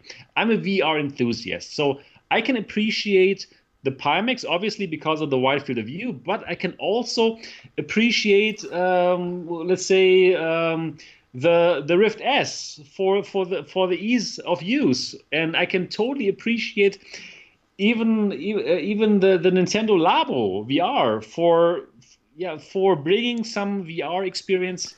Wait. Let's talk about the Labo real quick, because like the Labo, when we first got the Labo, it looked really like all those little experiences were really good, and everybody was like, "Wow, this is pretty good." And now we just got Zelda and Mario, right? Right. And sucks. I haven't played it myself, but I heard it's kind of crappy, right? Oh, it is, unfortunately. So yeah, I made it like a through the lens video. Yeah, like I'm not sure if you watched this, and it really doesn't look good. Unfortunately, it really does not look good enough through the Nintendo Labo VR kit. So I was a bit disappointed by that, I must say. So, but then actually you can play Zelda VR through any of the other headsets with some tricks. You can even play it on the PlayStation VR if you connect the PlayStation VR to the Nintendo Switch. So there are some workarounds. Yeah. But what do you think, like looking back on Nintendo Labo as a whole, is it a net positive, or is it a net? Absolutely. It's a net positive. Like even with Mario and Zelda being kind of crappy. Yes, it's a net positive. It's great. It's fun. It's cool. It's very cool. First of all, to build this whole thing, and then to with this little money expenditure that you have to put out there, like $40, what you can do with it is unbelievable. So it's not only about these 64 mini games. It's actually the fact that they give you like a game development environment where they teach you the basics of programming your own VR games. So I'm not sure if you were aware of that, but there is some kind of mini Unity built into that. It's called Toy-Con Garage VR, and it teaches kids to make 3D games in VR. And well, I'm a programmer, right? So I know my way in Unity and so on and so forth. So it has everything that the big Unity also has, just dumped down so that everyone and their mother could understand it if you simply follow these easy instructions. So what you get there for $40 is unbelievably amazing. And if I was a kid, I'm still a kid at heart, obviously.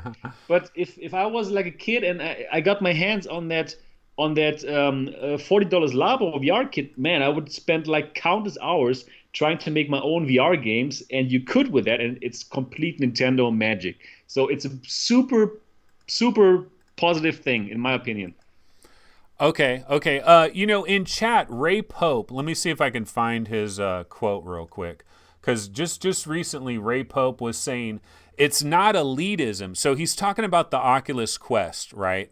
And he's saying it's not elitism, it's a mobile processor. He says it's nothing to do with elitism. It's more the fact it uses a Snapdragon 835. So what do you say to that, though? Because some people are like, look, Sebastian, look, I'm excited about the Quest. It's great for VR, but it's got a Snapdragon 835, man. Yeah, I would say like, okay, right. My Nintendo Game Boy, like I don't know how many years ago, 30 years ago or what, it had just like a ridiculous processor that now I don't know. No, you cannot find this shitty processor anywhere anymore because it was just too shitty, right? What it was in the Game Boy.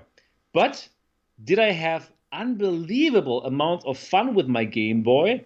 Oh my God, yes.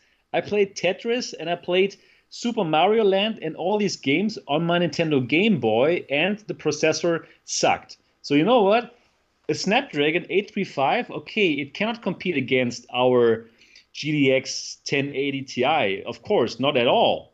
And it's not going to be able to show us games like, I don't know, Stormland, for example. But it's not only about the graphics that makes me enjoy VR, right? Like games. There are so many games. Like for example, Beat Saber. Beat Saber. It doesn't look so amazing, right? And it does not need so much graphical power. But is it one of my favorite VR games? Yes. And so many others as well. So many other games which do not need to look like unbelievably amazing, but it will just be amazing to be in VR and to be able to play these games without being tethered to a computer, and to be able to bring it everywhere, and to be able to spread the Gospel. good word Yeah, of the VR. gospel. Okay. The gospel. That's the Yeah, word. yeah. The gospel. So Yeah. in this, let me ask you, this is kind of off topic a little bit about like the Rift no S and problem. all of that. But in this year, 2019, we've had a lot of good VR games that have come out. Like, for example, Audica, Shadow Legend VR, Audica, I don't really like Vacation it, but it's okay. Simulator, Yeah. Tabletop Gods, Ghost Giant.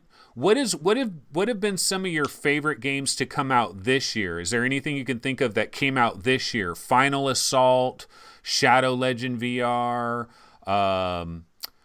Ghost Giant. I'm trying to think games that have come out this year. Anything really strike your fancy?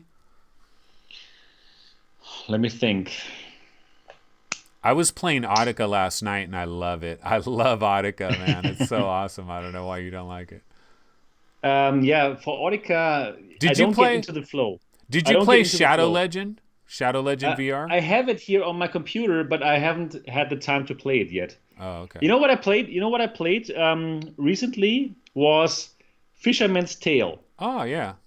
Oh, I really loved it. I really loved it. It's short, but it's so inventive, and it makes use of VR in such an amazing way that it really I loved it a lot.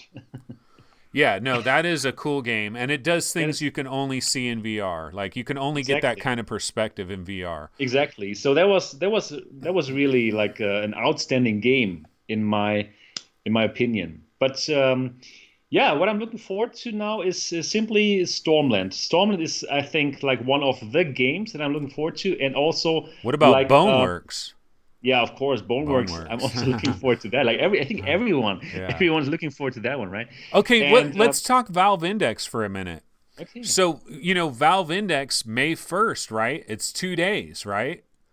Amazing. When do you have any idea when the announcement is going to come? Like, how do we get this announcement? Lots of people are talking about it on the Valve Index subreddit. Like, what web page do you go to? What do you refresh? Like, how do you know when this is going to, like, when are we going to know about it? Like, it could come at any time, right? Right. I believe it's going to be on their Steam-powered website, on the Steam website, probably, most probably, and I believe it's going to be a video, probably, that we can simply watch and share, and then analyze every single second out Every of it. frame, yeah. Every single frame. We're going to check it out and try to find out even more. Yeah, you're going to Yeah. have to make like 3 videos that first day, right? Oh yeah, I have to. Oh, well, it's going to be like a very, very busy time for me. Oh my God, it's Yeah. going to be so busy. But do you think pre-orders will start that day? Yes, Yeah, I think so. Okay. I think they mentioned it even that on 1st May we can pre-order, I think. Yeah, because some people hope that we can even directly buy it on 1st of May, right? I was also one of them. I thought we would be able to buy it, but then they clarified that we cannot, that on 1st May the pre-orders will start and we'll get all the information. So yeah, that's going to be very exciting. What if you had to guess at the price right now? What's your guess? Okay. So my guess is that it's not going to be so expensive. It's not going to be like a typical price that we could expect from HTC. Well, it is not HTC, right? But they were very closely connected with HTC before. But this time they can completely do their own thing. And since they are not a hardware play like Valve, they are more like a software play and a platform play. I don't believe that they're going to sell the Razer handles for too big amounts of money. They want people to get into their ecosystem, and they want them to buy Half-Life VR and all these amazing games that are going to happen. Okay, So wait. Yeah. But that makes sense. Like I agree Yeah, with right? you. All of that makes Yeah. a lot of sense. Right. But how do they do all But of that? How do they do all of that and then still have a really technologically advanced headset? you know what? I don't think it's going to be so advanced. I think it's going to be better than the Vive Pro and the Rift S for sure, no question about that. But I don't think it's like a high-end headset, because just like the Rift S, they also want to make sure that people do not need an RTX 2080 Ti. They want to make sure that people can use their 1060 in order to play the games. And again, their goal is to sell games on their platform, right? Because they're going to earn 30% of each sale. So again, they cannot make this like a super enthusiast Pimax like device. They want to make it like better than the headset that are on the market right now, Rift S, Samsung Odyssey Plus, and so on and so forth, but still allow people to use their current machines. And that's why we also heard that the device is going to have the same resolution like the Vive Pro, so people will not need to upgrade their computers. And therefore, I believe that this device is not going to be too expensive. So I don't quite believe that it's going to be like a $399 price like the Rift S. So, but I do think that the device, headset only without the base stations, is probably going to be like $499. That's my guess. Yeah, but wait, that's $500, and then you add the base stations and stuff. You're going to get up there to 800, right? What's the combined bundle? Yeah. Okay, the combined bundle is $699. So you only pay another. So it's $200 more, and you get 2 more base stations and 2 knuckles. Yes, that's right. Oh, okay. I mean, it's a. My prediction is $799 for the combined bundle, $800 for the Okay. combined bundle. Yeah. But I don't know about like individual pieces. Right. What do you think? Do you $6.99. watch VNN, Valve News Network? Tyler McVicker, Um, um, I or I keep have track I know, of it? I know about them, but I don't really watch the Yeah. whole thing. Do you think, because they're predicting, well, I basically they believe there's 3 Valve games, Half-Life, what was it? One of them was like Portal? yeah, Portal VR, Half-Life, and then I think it was no, it was Left 4 Dead, Half-Life, Oh. and then some new thing. I got to look at the Okay. Valve Index. Okay. But They what do are you very informed, right? what do you think is is there going to be a game? Are we going to find out about a Valve game on Wednesday? Yes. Yes. I think we're going to hear about Half-Life VR. I mean, it's a no-brainer, right? They want to get the people away from the Rift S. They want to steal the Quest Thunder. They want to they want to make it happen. And how to make it happen? With the Valve Index, the knuckle controllers, or the Index controllers, and Half-Life VR. It's going to be the talk of town. It's perfect to steal the thunder. It's really genius to put this information out on 1st of May, right? So people are going to wonder, what to buy? Should I buy the Rift S or should I buy the Valve Index?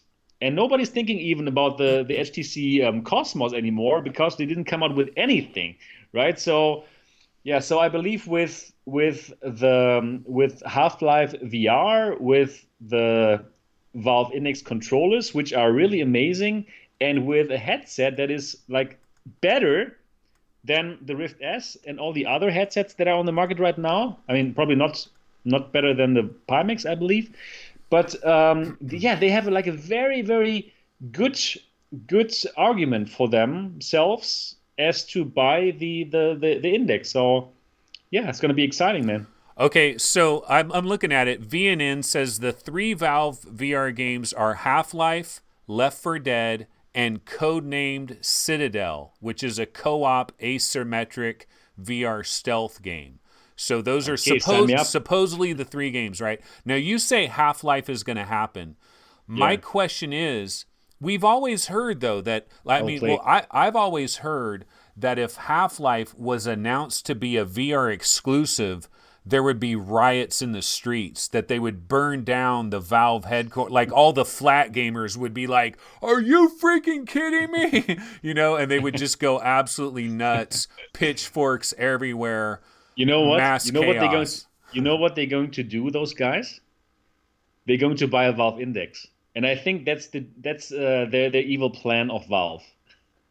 Wow. So you really think they'll just say, F it? Do you think it's Half-Life 3 or is it like a game that's in the Half-Life? VR.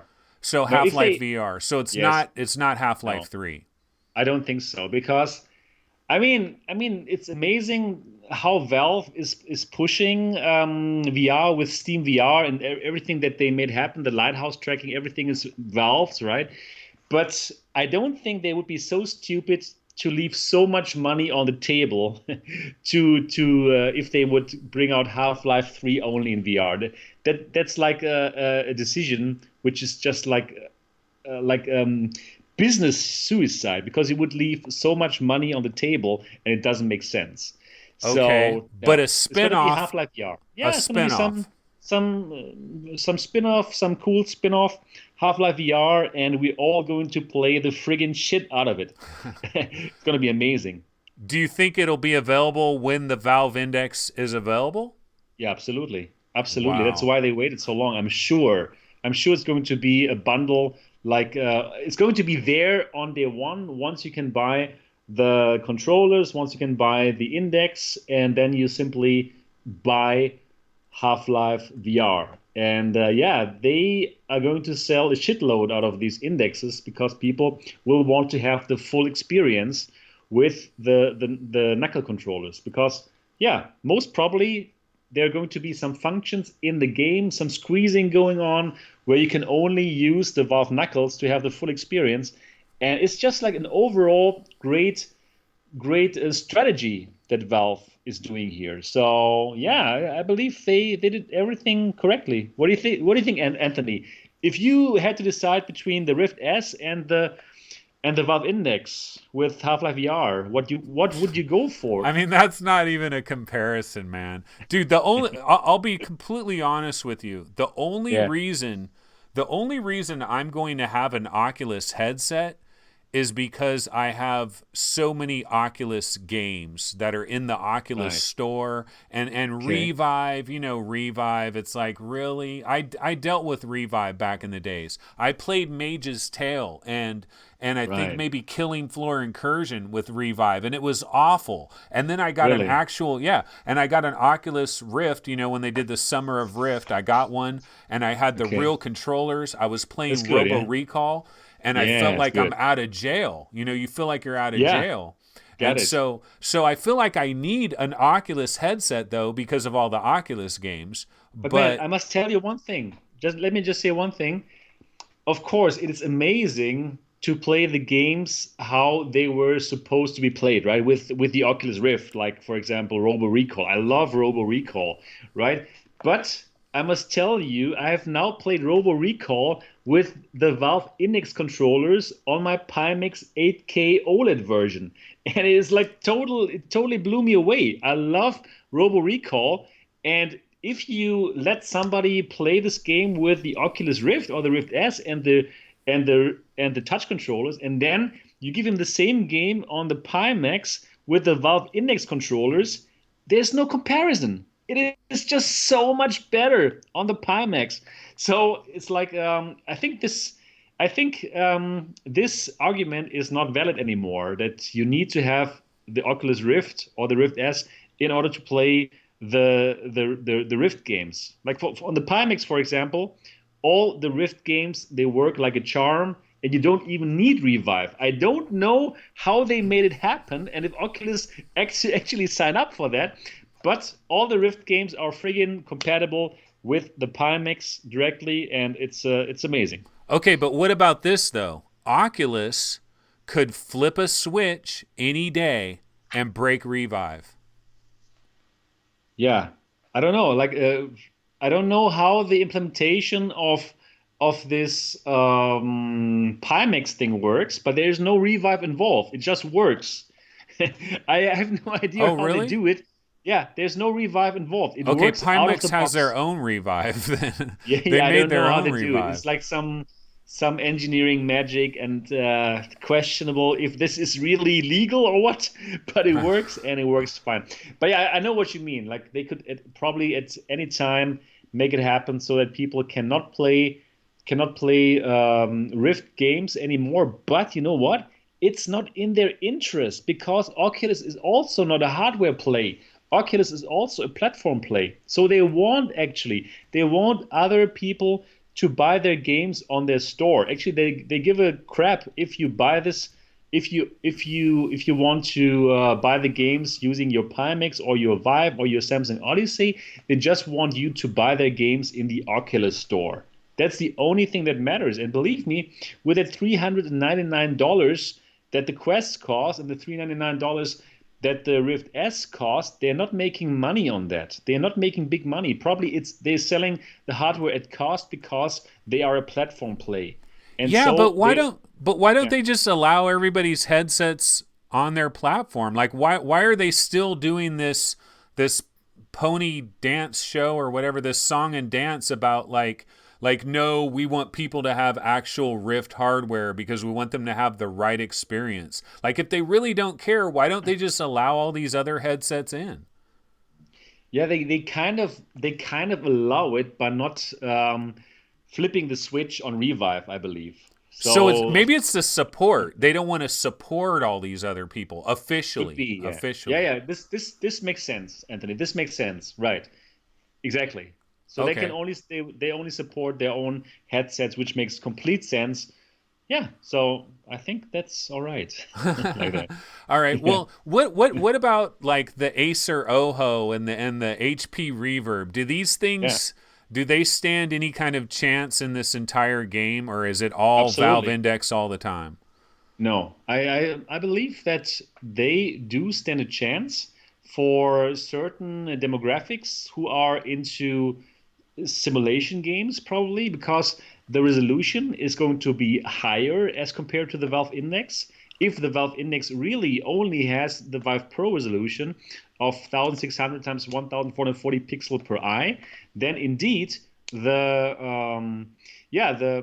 Reverb and the Acer Oho Concept D, whoever came up with that name needs to go to prison as soon as possible. They do stand a chance because stuff is going to look better in the Acer Oho and in the Reverb because you have more resolution, you have more pixels per degree because you the field of view. The field of view. You would even spread the resolution over the 135 degrees if it's really 135 degrees. Yeah. So yeah. Did you see? I'm sorry, but did you see the tested video where they tried the Reverb and that one guy was like, because Hewlett Packard kept saying, oh, we got this really big sweet spot, but then That's what they told me too. but the tested guy was like, I didn't see the big sweet spot. He's like, I felt like he thought the Go had a bigger sweet spot. Wow. Jeremy Williams Yeah. of Tested. Right. I know. So who do we believe, I'd rather believe Jeremy from Tested, I must say, than the HP guy. The thing is, I'm not really a big fan of not putting mechanical IPD.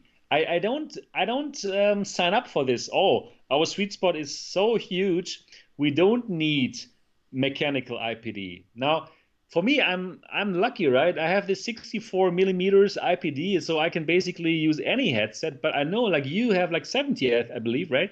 So for you, every headset that doesn't have the mechanical IPD, you must be wondering, hey, can I really use it? And I just don't believe that actually just like you can make such a big sweet spot that suddenly with any kind of IPD, you could use that. So I don't think it's a great idea not to put mechanical IPD just to save a couple of grams. Yeah. Hey, what so do you think? the HP Reverb briefly appeared on Amazon for like a split second and then disappeared off Amazon. This was like a couple of days ago. We heard that the HP Reverb was coming in late April. Well, this is pretty damn late April. Do you think we're going to find out anything about the HP Reverb anytime soon? Like, are we going to actually be able to order it? Would you buy one immediately if one were to be available? Man, I'm on that crazy headset hunt. So there's no question I'm going to buy it directly on day one. And like on the website, right? On the HP Reverb website. I don't know. Do you know that there's a HP Reverb website? Go to Google and type in HP Reverb buy. And then you go to that HP website where actually you can click a button. It says notify me. Oh, okay. It says notify me once it's available. So simply enter your email address. I did that. And then on the first day, when it's going to be available, I'm going to order it, of course. And then I'm going to let all the MRTV subscribers know what the thing is about. So yeah. Also, I'm also in touch with Acer for the Acer OHO Concept D to check it out on the channel. So yeah, I'm hunting down all the headsets, of course. Do you think the Acer is going to be like later this year, kind of like the Cosmos? Yeah, I believe definitely in this year. Absolutely. I had already tried like this prototype at CES, right? Like which was connected to this mobile phone with a 5G connection. So I think they must be quite advanced with that. Also on that Acer press conference, it seemed to be finished. So I don't think we're going to wait until 2020 with that. It's going to happen this year. Wow, 2019. What an amazing year is this. Absolutely. What about this? Okay, so the Valve Index, like we're going to find out about it in a couple of days, right? Do you think there's a silent partner, or do you think you're going to get a box that actually comes from Bellevue, Washington, and it's going to say Valve right on it, or is it going to say LG or something? Is there like some other shoe that's going to drop? Like, are they You really? know what? I'm like 100% sure it is not going to have the Lenovo branding on the right side. Yeah, I was so surprised when I saw the Lenovo branding on the Rift S. I was like, what? Unbelievable. So yeah, I think it's going to be the pure Valve branding. I have the knuckle controllers here, right? When I received them, it had like the Valve branding on them, and yeah, it's going to be pretty wild to get that Valve headset. Actually, it's like a big moment, I believe. Okay, so here's a question for you. Right. Here in America, I'm assuming you have this in Germany as well. Here in America, we have these people that make a living. They make their living off buying hard to find things and then selling them for more money on eBay, Craigslist, etc., etc. Right. Like whether it's the Nintendo Switch, PlayStation 4, whatever. Anything that's like hard scrapers? to... Yeah, scalpers. Yeah. Okay. Yeah. They are scrapers. You scrape the bottom of the barrel with them, right? Do you think these people are going to buy Quest, Rift S, Valve Index? Are we going to have to fight with these people or no? You know what? I don't think that there's going to be a shortage of quests. If there's a shortage of quests, it's only for marketing purposes. So if we hear like, oh, the quest is sold out, it's only marketing. It's like ridiculous. These big companies like Facebook and also Valve, they know exactly what to expect, right? So these things, when hardware is out of stock from these big companies, it means nothing else than they want to give you that feeling of scarcity, right? Just in order to make you into being into that device even more. So no, I really don't think that the Valve Index and the Rift S and the Quest S are actually like so scarce, and they had like calculated the demand so wrongly that they're going to be sold out. But anyways, I'm going to pre-order them on day one. Yeah, yeah. You know, I have a problem tomorrow, Sebastian. I have to What is it? work. I Oh couldn't. no. And it's the last day of it's the last day of the month, right? So I Right. couldn't come up with like a dentist appointment or something. So I'm gonna have to wait until I get off work and then run over to Best Buy. Am I still gonna have a chance? Because I'm not gonna be there at 10 a.m. I'm gonna be there at like 2 in the afternoon. Yeah, but at 10 a.m. the how's it called? Like the keynote is going Yeah. to start only, right? So if they already have the headsets, probably you won't be able to buy them directly at 10 a.m. before he even made that announcement, right? I mean, I don't know how it was with the Oculus Go last year, if you could get the Oculus Go even before Mark Zuckerberg had spoken the magic words that the device is available right now. But yeah, Yeah, some yeah, I people don't. back east, they're on Coffee and VR, you know, rendered reality. They bought Right, an Oculus Go because they're back east, right? And right. the conference is in San Jose, which, you know, Pacific time. And so Yeah. 10 a.m. back east is 3 hours ahead. Ah, okay. They bought an Oculus Go way before the conference even Oh, started. really? Yeah, Oh, no kidding. That's unbelievable. a Oh, year wow. ago. That's wow. They're hoping to do the same thing. So at 10 a.m. tomorrow Eastern time, we'll start hearing reports. People would be going to Best Buy right at 10 Oh, a.m., you know, no. right when they open. I just don't know Wow. how it's going to happen, but yeah, I'm hoping to get one. All right. I So don't think so. you don't think I'll be able to get one? Or No, I don't think so. okay, I was trying to see what other little. Do you think there's going to be any surprise announcements for, say, like an unknown Oculus Quest game or an unknown Oculus Rift game, something we've never even heard of, but like a new, like, will we find out about a big Quest game we never knew anything about and we're going to find out about it tomorrow, or a big Oculus Rift game, maybe the Respawn thing? I mean, I know it's F8, it's not Oculus Connect 6, you know, it's a Right, Facebook right, thing, so it's not going to be all Oculus, but will we find right. out about a new game? I don't think so. I don't think so. They have so amazing games coming with Stormland and Asgard's Wrath and Defector, right? Defector is also going to come sometime in this year. So I believe that the announcements are going to be exciting, of course, because it's all about the Quest and the Rift S. And probably we're going to hear that, yeah, like Stormland is going to happen like very soon. So I think that's big enough, right? I really believe that It this is. is It is big big enough. enough. It is Yeah. big enough. What Mm, about this? The Rift S.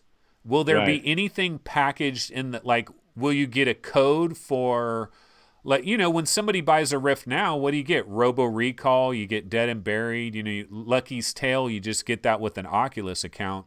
Is Right. anybody, are you going to get like a collection of, like, is somebody going to get Creed and freaking tabletop gods? I mean, who knows? Like, you know, some games are thrown in. Anything like And I that? think I think they're going to wait with the bundling a bit later when they see, okay, the demand for the Rift S is going down.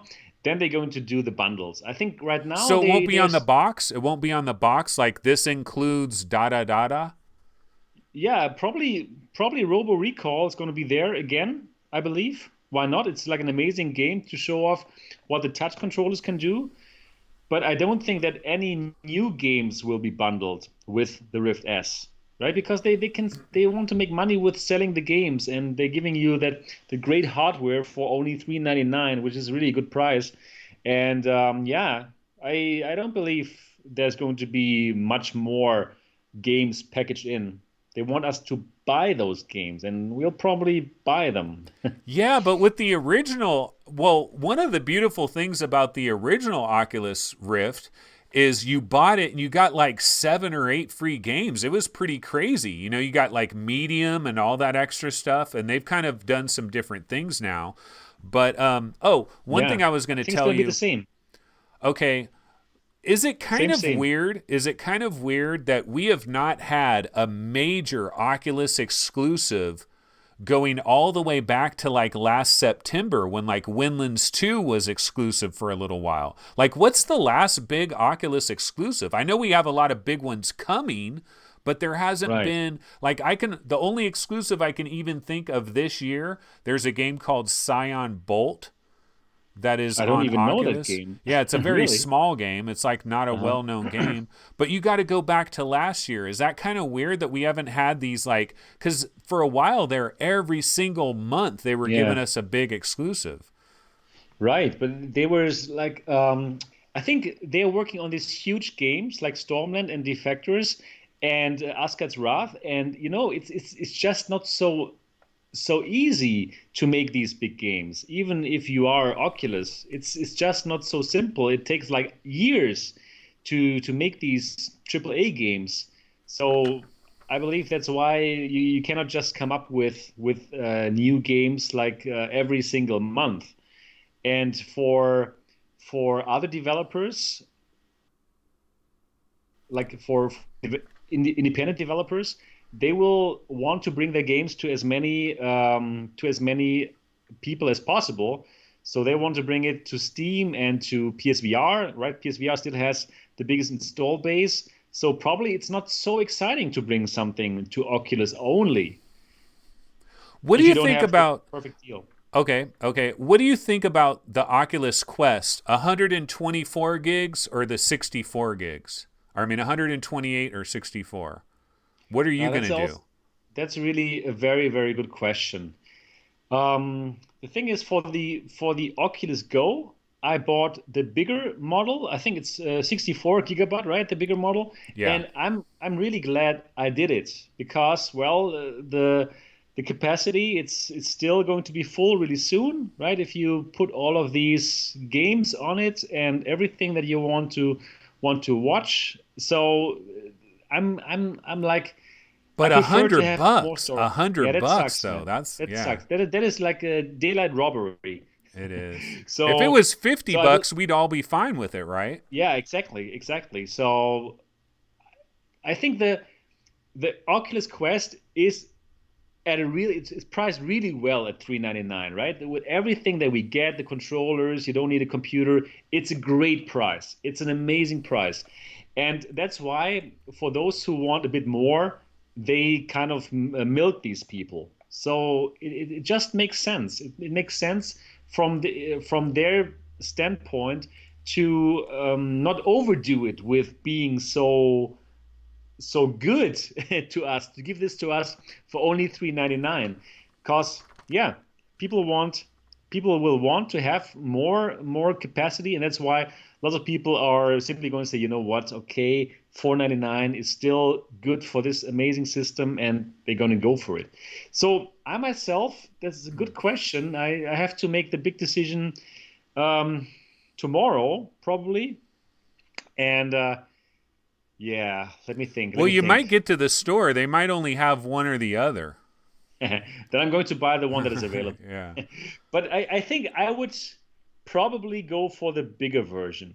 On the long run, if I see it on the long run, and I believe I'm going to use that device for quite a while, and even professionally on the channel. So then 100 for me personally, for me as this guy Yeah. who thought it's a great idea to make a VR YouTube channel in 2017. I think for me it's going to be worth it to pay these $100 extra because I can simply have more stuff on the devices. I don't know. What about you, Anthony? Same exact thing. I bought I have a 32 gig. You probably can't see it in the background, but there's an Oculus Go box back there, and it's Right. 32 gigs, and it was a mistake. I should have paid the extra $50. Now it's Right. $100, so it hurts. But I'm gonna go the 128 if I can. But that's Right. because I'm a YouTuber like you, and Right. we get game keys, and they just keep piling up. And you don't want to Exactly. delete stuff and swap stuff.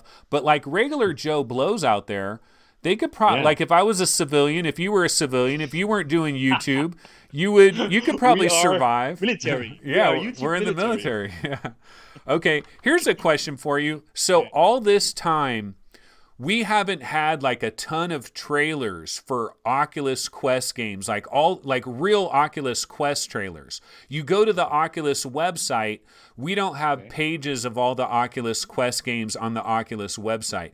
Do you think tomorrow all this is going to hit? We go to the website, it'll have all the Oculus Quest games on the website. We're going to get all these trailers like for all the individual Oculus Quest games where they're like real trailers. I think they have prepared that secretly behind our backs. So it's going to be just an avalanche is going to fall Yes, on it's us. going to be an avalanche of happiness on the Wow. Quest page tomorrow. And Okay. wow, it's going to be a great day tomorrow. Yeah, it is. Okay, I'm so. pretty much out of all my questions. Do you have anything you'd want to ask me about any of this stuff? Yeah, let me think for a moment. So what excites you more, Anthony? Are you more excited about the Oculus Quest or the Valve Index? I'm more excited about the Valve Index just because Really? yeah, Wow, yeah. that's exciting. Well, because we know what the Quest is. I played the Quest. You played the Quest. We know Yeah. what the Quest is. I don't know what the Right. Valve Index is. And I don't know, like, I still don't know what the thing is on the front of it. I mean, come on. We don't know what the thing is, on the top. Yeah, I Like, know. It's to put the game modules in. Like when you yeah. buy the games in the store, you have to put them in. Yeah, it's the cartridge. We're going to buy The our games at cartridge, GameStop. It's then you exclusive have at to- GameStop, right? Right. And then you have to blow into those cartridges like Yeah. in order to make the game run. Yeah, it's going to be amazing.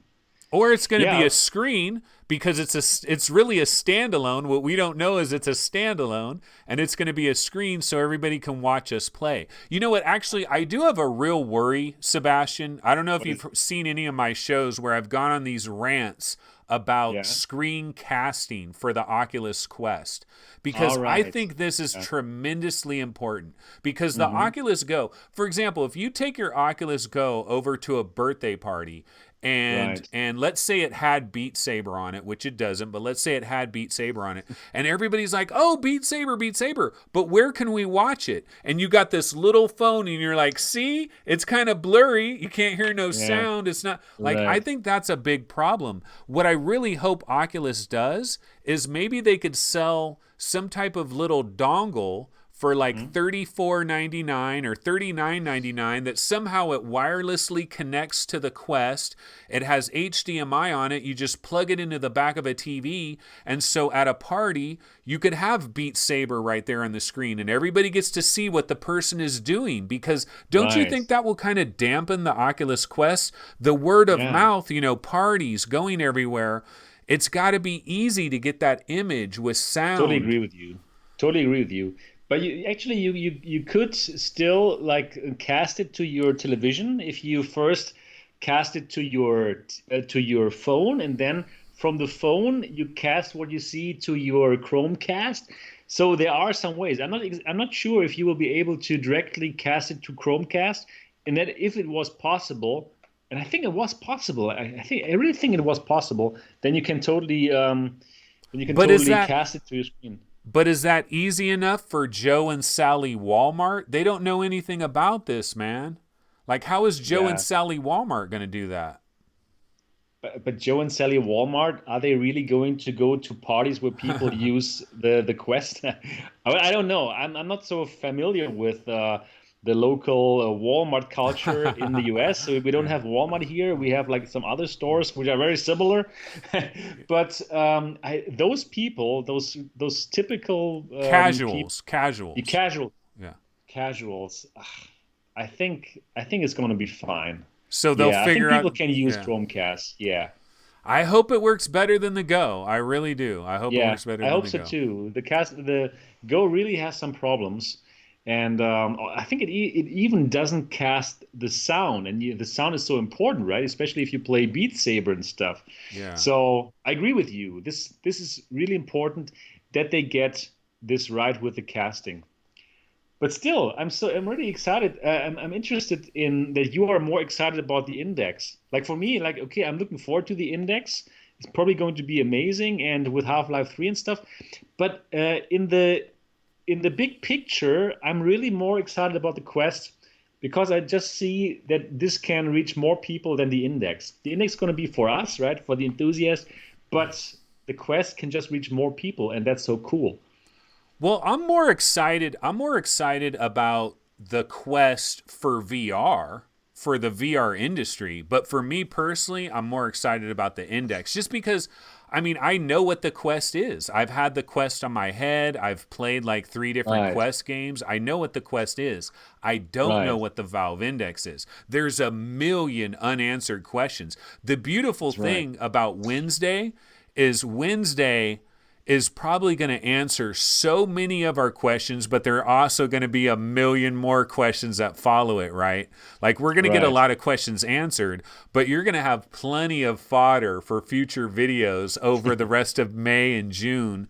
When do you Oh, it's think gonna be people will be amazing. able to like I think they said June 15th, but that's a Saturday and that was just like that was like placeholder and I think it's going to be a little bit later in June. Do you think Mhm. like it's absolutely guaranteed we're going to be playing our Valve Index in the month of June? Like it's not going to I, be August and we're still waiting for it. I'm I'm really sure that this is going to happen in June. Really, I don't think people can wait any longer. And yeah, it's going to be pre-order on 1st of May, and then we get our devices sometime in June, and we're going to be very happy. And I'm going to make lots of videos on We're going to be MRTV very about this. It's broke. gonna, yeah, yeah, without a doubt, that is a given as a VR enthusiast, right? Always broke, but very happy to have some new toys that, yeah, we're going to enjoy.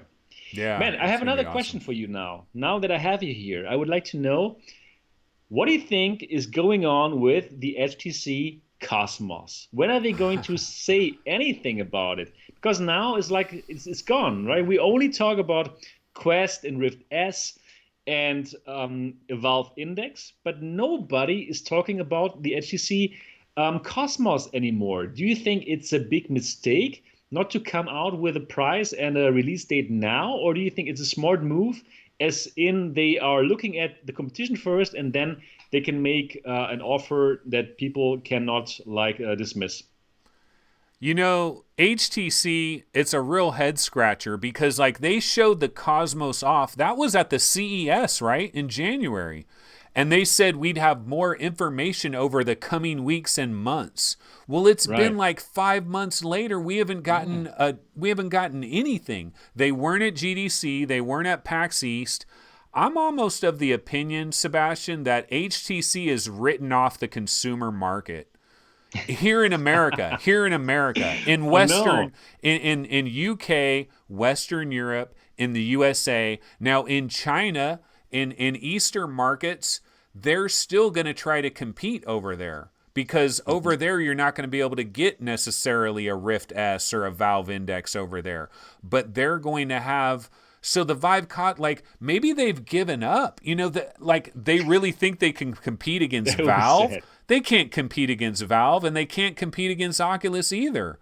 What do they Hmm. have to compete against those people with? They don't have anything. Their Well, they have the market now, Cosmos, but it's not out yet. yeah, but what's different between the Cosmos and like the HP Reverb or the Acer Oho? Like the only thing the Cosmos has going for it is it might be 2160 by 2160. But Right, and that's pretty cool. that's cool, but they're making their own tracking. Do we really trust HTC to make good tracking, inside out Well, tracking? Do we trust why them? not? It also has 4 cameras. So you know what? First of all, I don't think that HTC is giving up on the consumers. I met them actually in Barcelona at the Mobile World Congress, earlier this year, and they had like a beautiful stand, like the most beautiful booth on whole Mobile World Congress, like really like bling bling and stuff.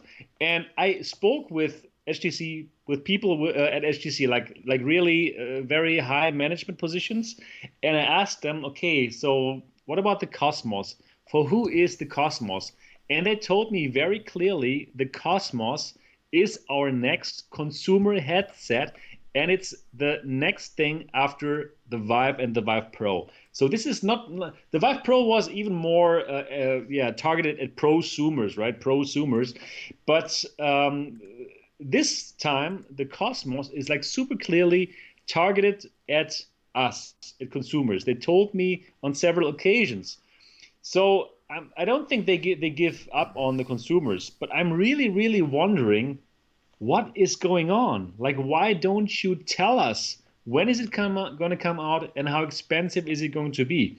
Because I really believe that now they actually do have some interesting offering with their VivePod Infinity store, where you would pay, I don't know, like what is it, like $15 a month, and then you can play like all the games that they have, like 600 games. This is cool. This is really not bad. And even I'm considering to go for that, because there are some games that, yeah, I might just try and play because they're in that subscription model. So they have something going for themselves now. Why don't they throw out their headset now, or as soon as possible, or at least tell us when to pre-order and at what price? But why don't they do that, Anthony? Because it's not ready yet, and honestly, I'm telling you, like, forget about HTC. Unless you have a VR arcade, I would forget about it. Or unless you're in China or you know, the Far East, I would forget about HTC. I mean, and I know that's sad for me to say that, but like, how do you compete against Oculus and their billions? How do you compete against Valve and their expertise? I mean, think about this. HTC would be a non-issue if Valve hadn't handpicked them and given them the keys to the freaking kingdom, and they squandered it. And now Valve is like, okay, we don't need you anymore. We're taking over. HTC got kicked to the curb, in my opinion. Like, I don't see how they recover from this. Yeah, it's tough. It's a tough call. But this device, the Cosmos, it doesn't look so bad. If the tracking is amazing, why wouldn't it be? It doesn't look so cameras. bad, but is No. it better than the Valve Index? Probably not. So how do you Yeah. compete? I mean, I don't see where they fit in. But you know what? I just thought of a Probably it's question. better than the Rift S. Yeah, but it doesn't have everything that comes with the Rift S, you know what I mean? But Viveport, I will give you the Viveport thing. That is a great Right. idea. That not really bad. is a great idea. The Netflix of VR, like that whole thing, a great idea. People are scared of that software though, because people have put that software on the computer and then they've had problems with their computer. I know. But let me That's ask you rude. one last question, because I know it's crazy late. You got to go to bed. That's okay. I'm fine. But here's a question. Sony. Remember Sony? Okay. Yeah, I can remember this company. Yeah. So PlayStation VR, right? We heard about PlayStation 5. What do you think they should do? Because one of the things we heard about PlayStation VR is that it's going to be compatible with PlayStation 5. Okay, so Right. the old PlayStation VR we got right now, we can use it on PlayStation 5. What do you Right. think Sony is going to do with VR and their future system? Like, what is their plan? What is their strategy? And what should they do? Okay, I think first of all, I think that Sony saying that the PSVR is compatible with the PS5 is a genius move. And the reason is now it totally kills the argument of people not buying the PSVR because they think, oh no, the PS5 is going to come out next year. I should probably not buy the PSVR because it's not going to be compatible with the PS5. The same thing for developers who are wondering, hey, should I still develop for the PSVR? Probably it's going to be obsolete next year. Same thing for them. No, they can still keep on doing what they're doing, like develop their games for PSVR, because they can be sure, hey, this will also be playable on the PSVR ecosystem next year or whenever the PS5 comes out. So great, just one announcement, and directly made the future of the PSVR look much better. Actually, the future of the PSVR never looked bad. I'm personally a big fan of the PSVR as well. I love that device, and like the games that I can play with it, and still the visual quality of that thing is amazing. Still, even though with that little resolution, it still looks good, and the games are amazing. So I think with that single announcement, Sony did a great job of taking the future fears of that device away. So that was a smart move. Then, Okay. Yeah. PlayStation 5, we think it's coming November of next year, 2020. PlayStation 5. Okay. What about Yeah, PSVR 2? When are we going to get that? Okay, yeah, that's a good question too. So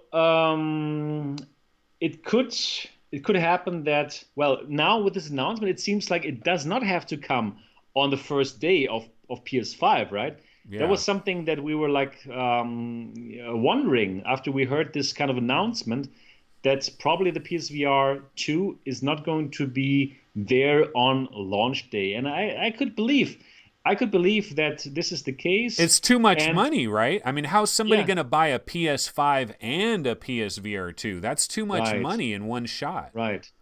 Yeah, exactly. Probably they're just going to do it like the following. First of all, they're going to sell the PS5 for, I don't know, for that expensive price, right? $599 or whatever.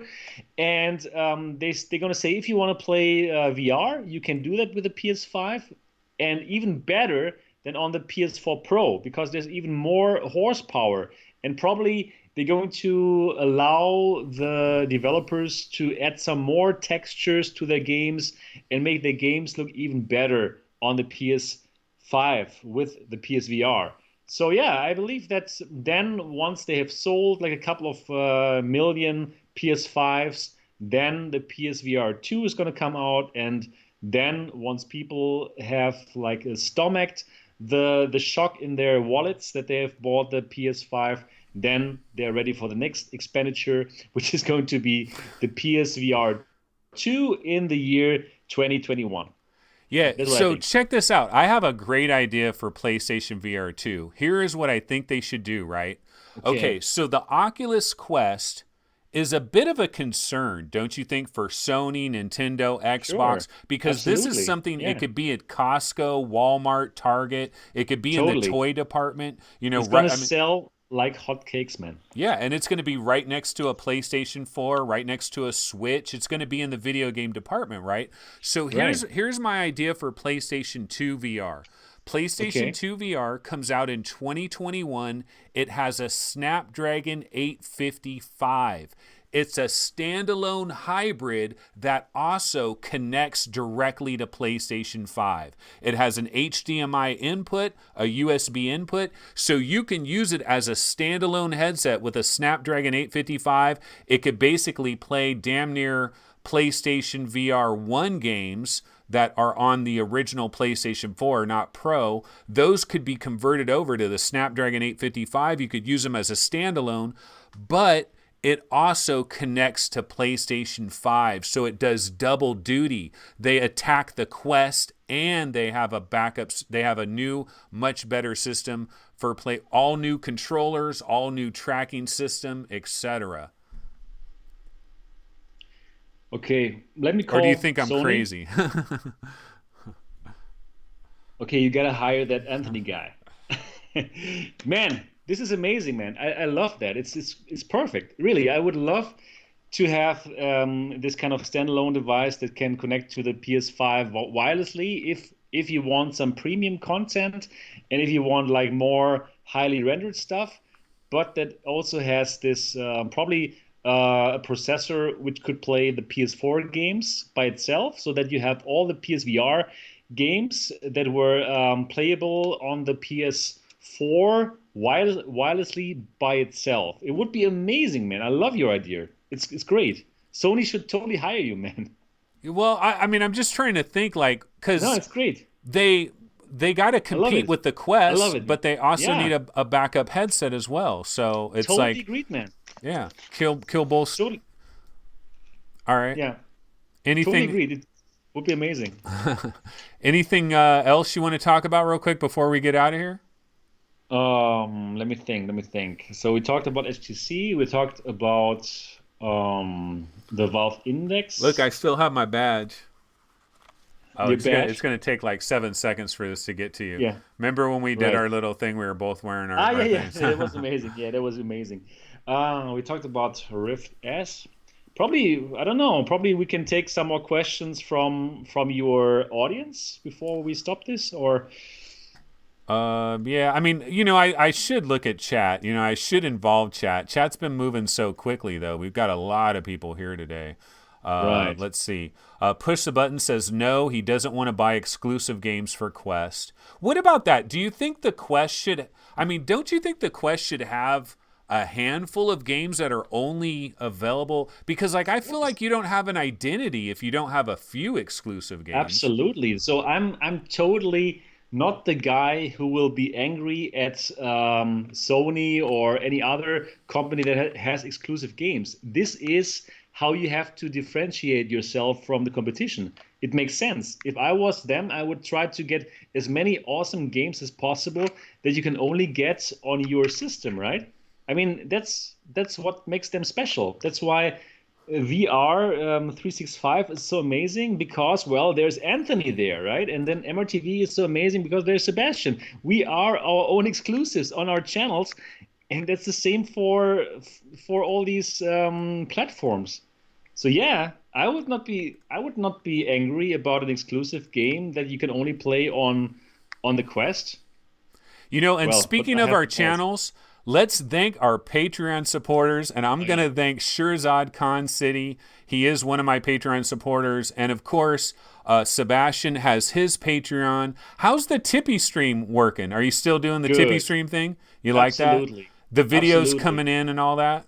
Yeah, videos coming in, and the thing is just like yeah, with the TP stream, I only have to pay like 8% to that service provider, and with the super chats, it's like 30%, right? So yeah, TP stream makes sense. Yeah, yeah. I'm just doing like for my people, I just tell them to use PayPal. Like just do Okay, PayPal. that's all. That's also good. It's pretty That's also low. not It's a bad. pretty low amount. I still haven't. I've never been able to get monetized. I'm screwed up on Google, the AdSense thing. I've Oh, just really? yeah. Yeah, then TP Stream is perfect for you because you don't have to get the okay from Google. You should Yeah. totally, you know what? I can help you to set this up, and then you can have people like donate to you, and it's gonna like go through the page like on my channel, and people can do all kind of funny things. Yeah, man, you should set this up. Yeah, I will totally help you to set this up so that people can more easily support your amazing channel. By the way, if somebody's watching this right now and you have not yet subscribed to VR365, you better do so. And you should also subscribe to the amazing VR Roundtable, which I is thought like, I thought you were gonna say the amazing MRTV, which is yeah, no. amazing. Yeah, I mean, MRTV is very, very good, and I think people know that already now. But yeah, definitely subscribe to Anthony and subscribe to VR Roundtable if you want to see like an amazing talk show about VR. Absolutely. All right. Well, Sebastian, it was great having you on. I Yeah, absolutely appreciate it it. was amazing fun. I Thank you know so it's much it's for like 2 a.m., 3 a.m. there or yeah, whatever. I don't know what 1:38. you're. It's Oh, okay. okay, no problem. Okay. Yeah, thank you so much for inviting me here, and probably we can do that more often. Probably the next time I can invite you to my show, which is called MRTV Live every Saturday night, and Absolutely. that would be amazing. I Yeah, think well, I got the video finally working. Like, I didn't have my video working for a long time and I was just doing audio. But now that I have video, like, people can jump on all the time. So, yeah, we'll yeah, absolutely have to have you back on. cool. Looking forward to that. Yeah, great show. And hope everybody enjoyed it. And for all the people who are watching this right now, the hundreds of people, why don't you give this a thumbs up so more people can find this amazing channel? Yeah. All right, Sebastian, thanks so much, man. It was awesome. I really That's enjoyed it. great. I Enjoyed it definitely too. appreciate it, man. And so, yeah, And anytime you want me on, no problem. I'll do it. okay, It's all great. I will totally bring you into my show. All right, man. And all right, bye-bye everyone who's watching this. And yeah, see you soon on MRTV and here on VR365. Bye-bye. Okay, take it easy, Sebastian. All righty. Bye. I'll see you. All righty. Well, that was our boy, Sebastian. And so that's going to go ahead and do it for this particular episode of VR365. Apologies for all of the crazy technical difficulties that we had in the first, 45 minutes of the show. That was stressful. Let me tell you, I was sweating bullets because I was like, oh God, what am I going to do here? This is a complete and utter disaster. But it all worked out in the end. We finally got our boy Sebastian on. We covered a lot of good things, a lot of good talk there. And the most beautiful thing of all, though, is not any of this. It's what's going to happen tomorrow and Wednesday. Oh my goodness, this is going to be crazy, guys. It's going to be so exciting. I got to hope that I can buy my stuff tomorrow. That's what I got to hope, because I have to work. I couldn't get any time off. I couldn't do it. I got a dentist appointment that's coming up later this month. I couldn't have 2 dentist appointments. And so I just didn't want to screw around. So I'm hoping after I get out of work, I'm going to drive straight to Best Buy. Bam, I'm going to get my Quest Rift S, drive back home, play Stormland, play Vader Immortal. I don't know. It's going to be crazy. And then I got to hop on here tomorrow at 4 p.m. Pacific time. Hopefully, I will hop on here and we will talk about everything that happened at F8. It's going to be awesome. It's going to be glorious. And then on Wednesday, the freaking neutron bomb gets dropped, which is known as the Valve Index. The Valve Index coming on Wednesday, May 1st. And on May 1st, I got to cover all the games of May. You know, all the games that are coming in May, and there's a lot of good stuff coming in May. So I got to do all of that as well. This is a busy time. Oh my God, it's going to be crazy. And just my heart goes out to the people out there, the other YouTubers that cover every single game.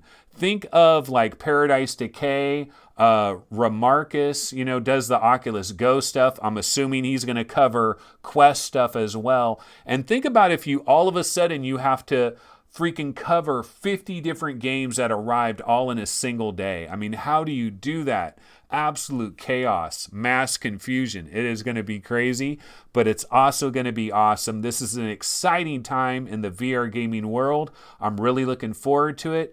And VR365, that's what we're all about. VR gaming news and discussion 365 days a year, give or take about 25 days. Yes, I do need to occasionally sleep and relax, but mostly I'm here and mostly I'm banging away. And this is the longest episode I think we've ever had. Let me go ahead and see what time, where's our time frame here? I don't even have it. Did I accidentally close it? I don't even have my time frame, but this has been one of the longest episodes we've ever had. But anyway, I got to get out of here. It's coffee time. Yeah, Nathy. I absolutely need to have Nathy on this show. I want to do like a full interview with Nathy.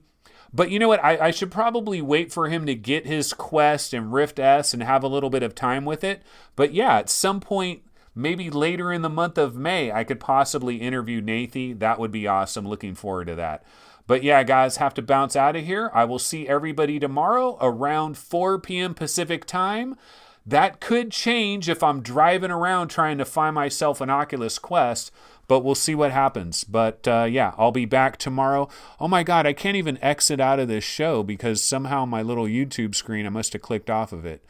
So in the meanwhile, I got to get back in here to be able to stop the program.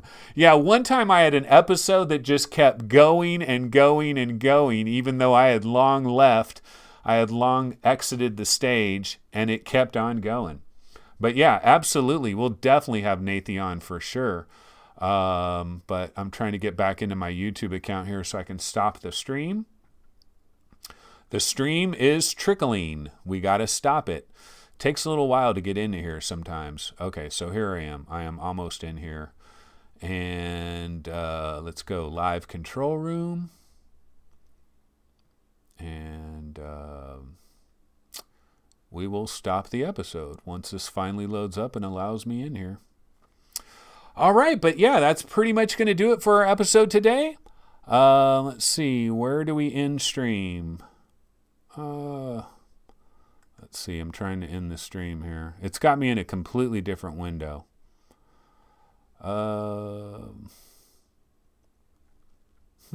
This is weird. Okay, well, I'm just going to go ahead and stop the stream on my OBS, that will cut off the video, and then I'll have to figure out how to stop it on YouTube later because I'm having a YouTube problem. All right, guys. Well, that's going to go ahead and do it. I will see everybody tomorrow around 4 p.m. Pacific time. See you guys then. Have a good one. Take it easy.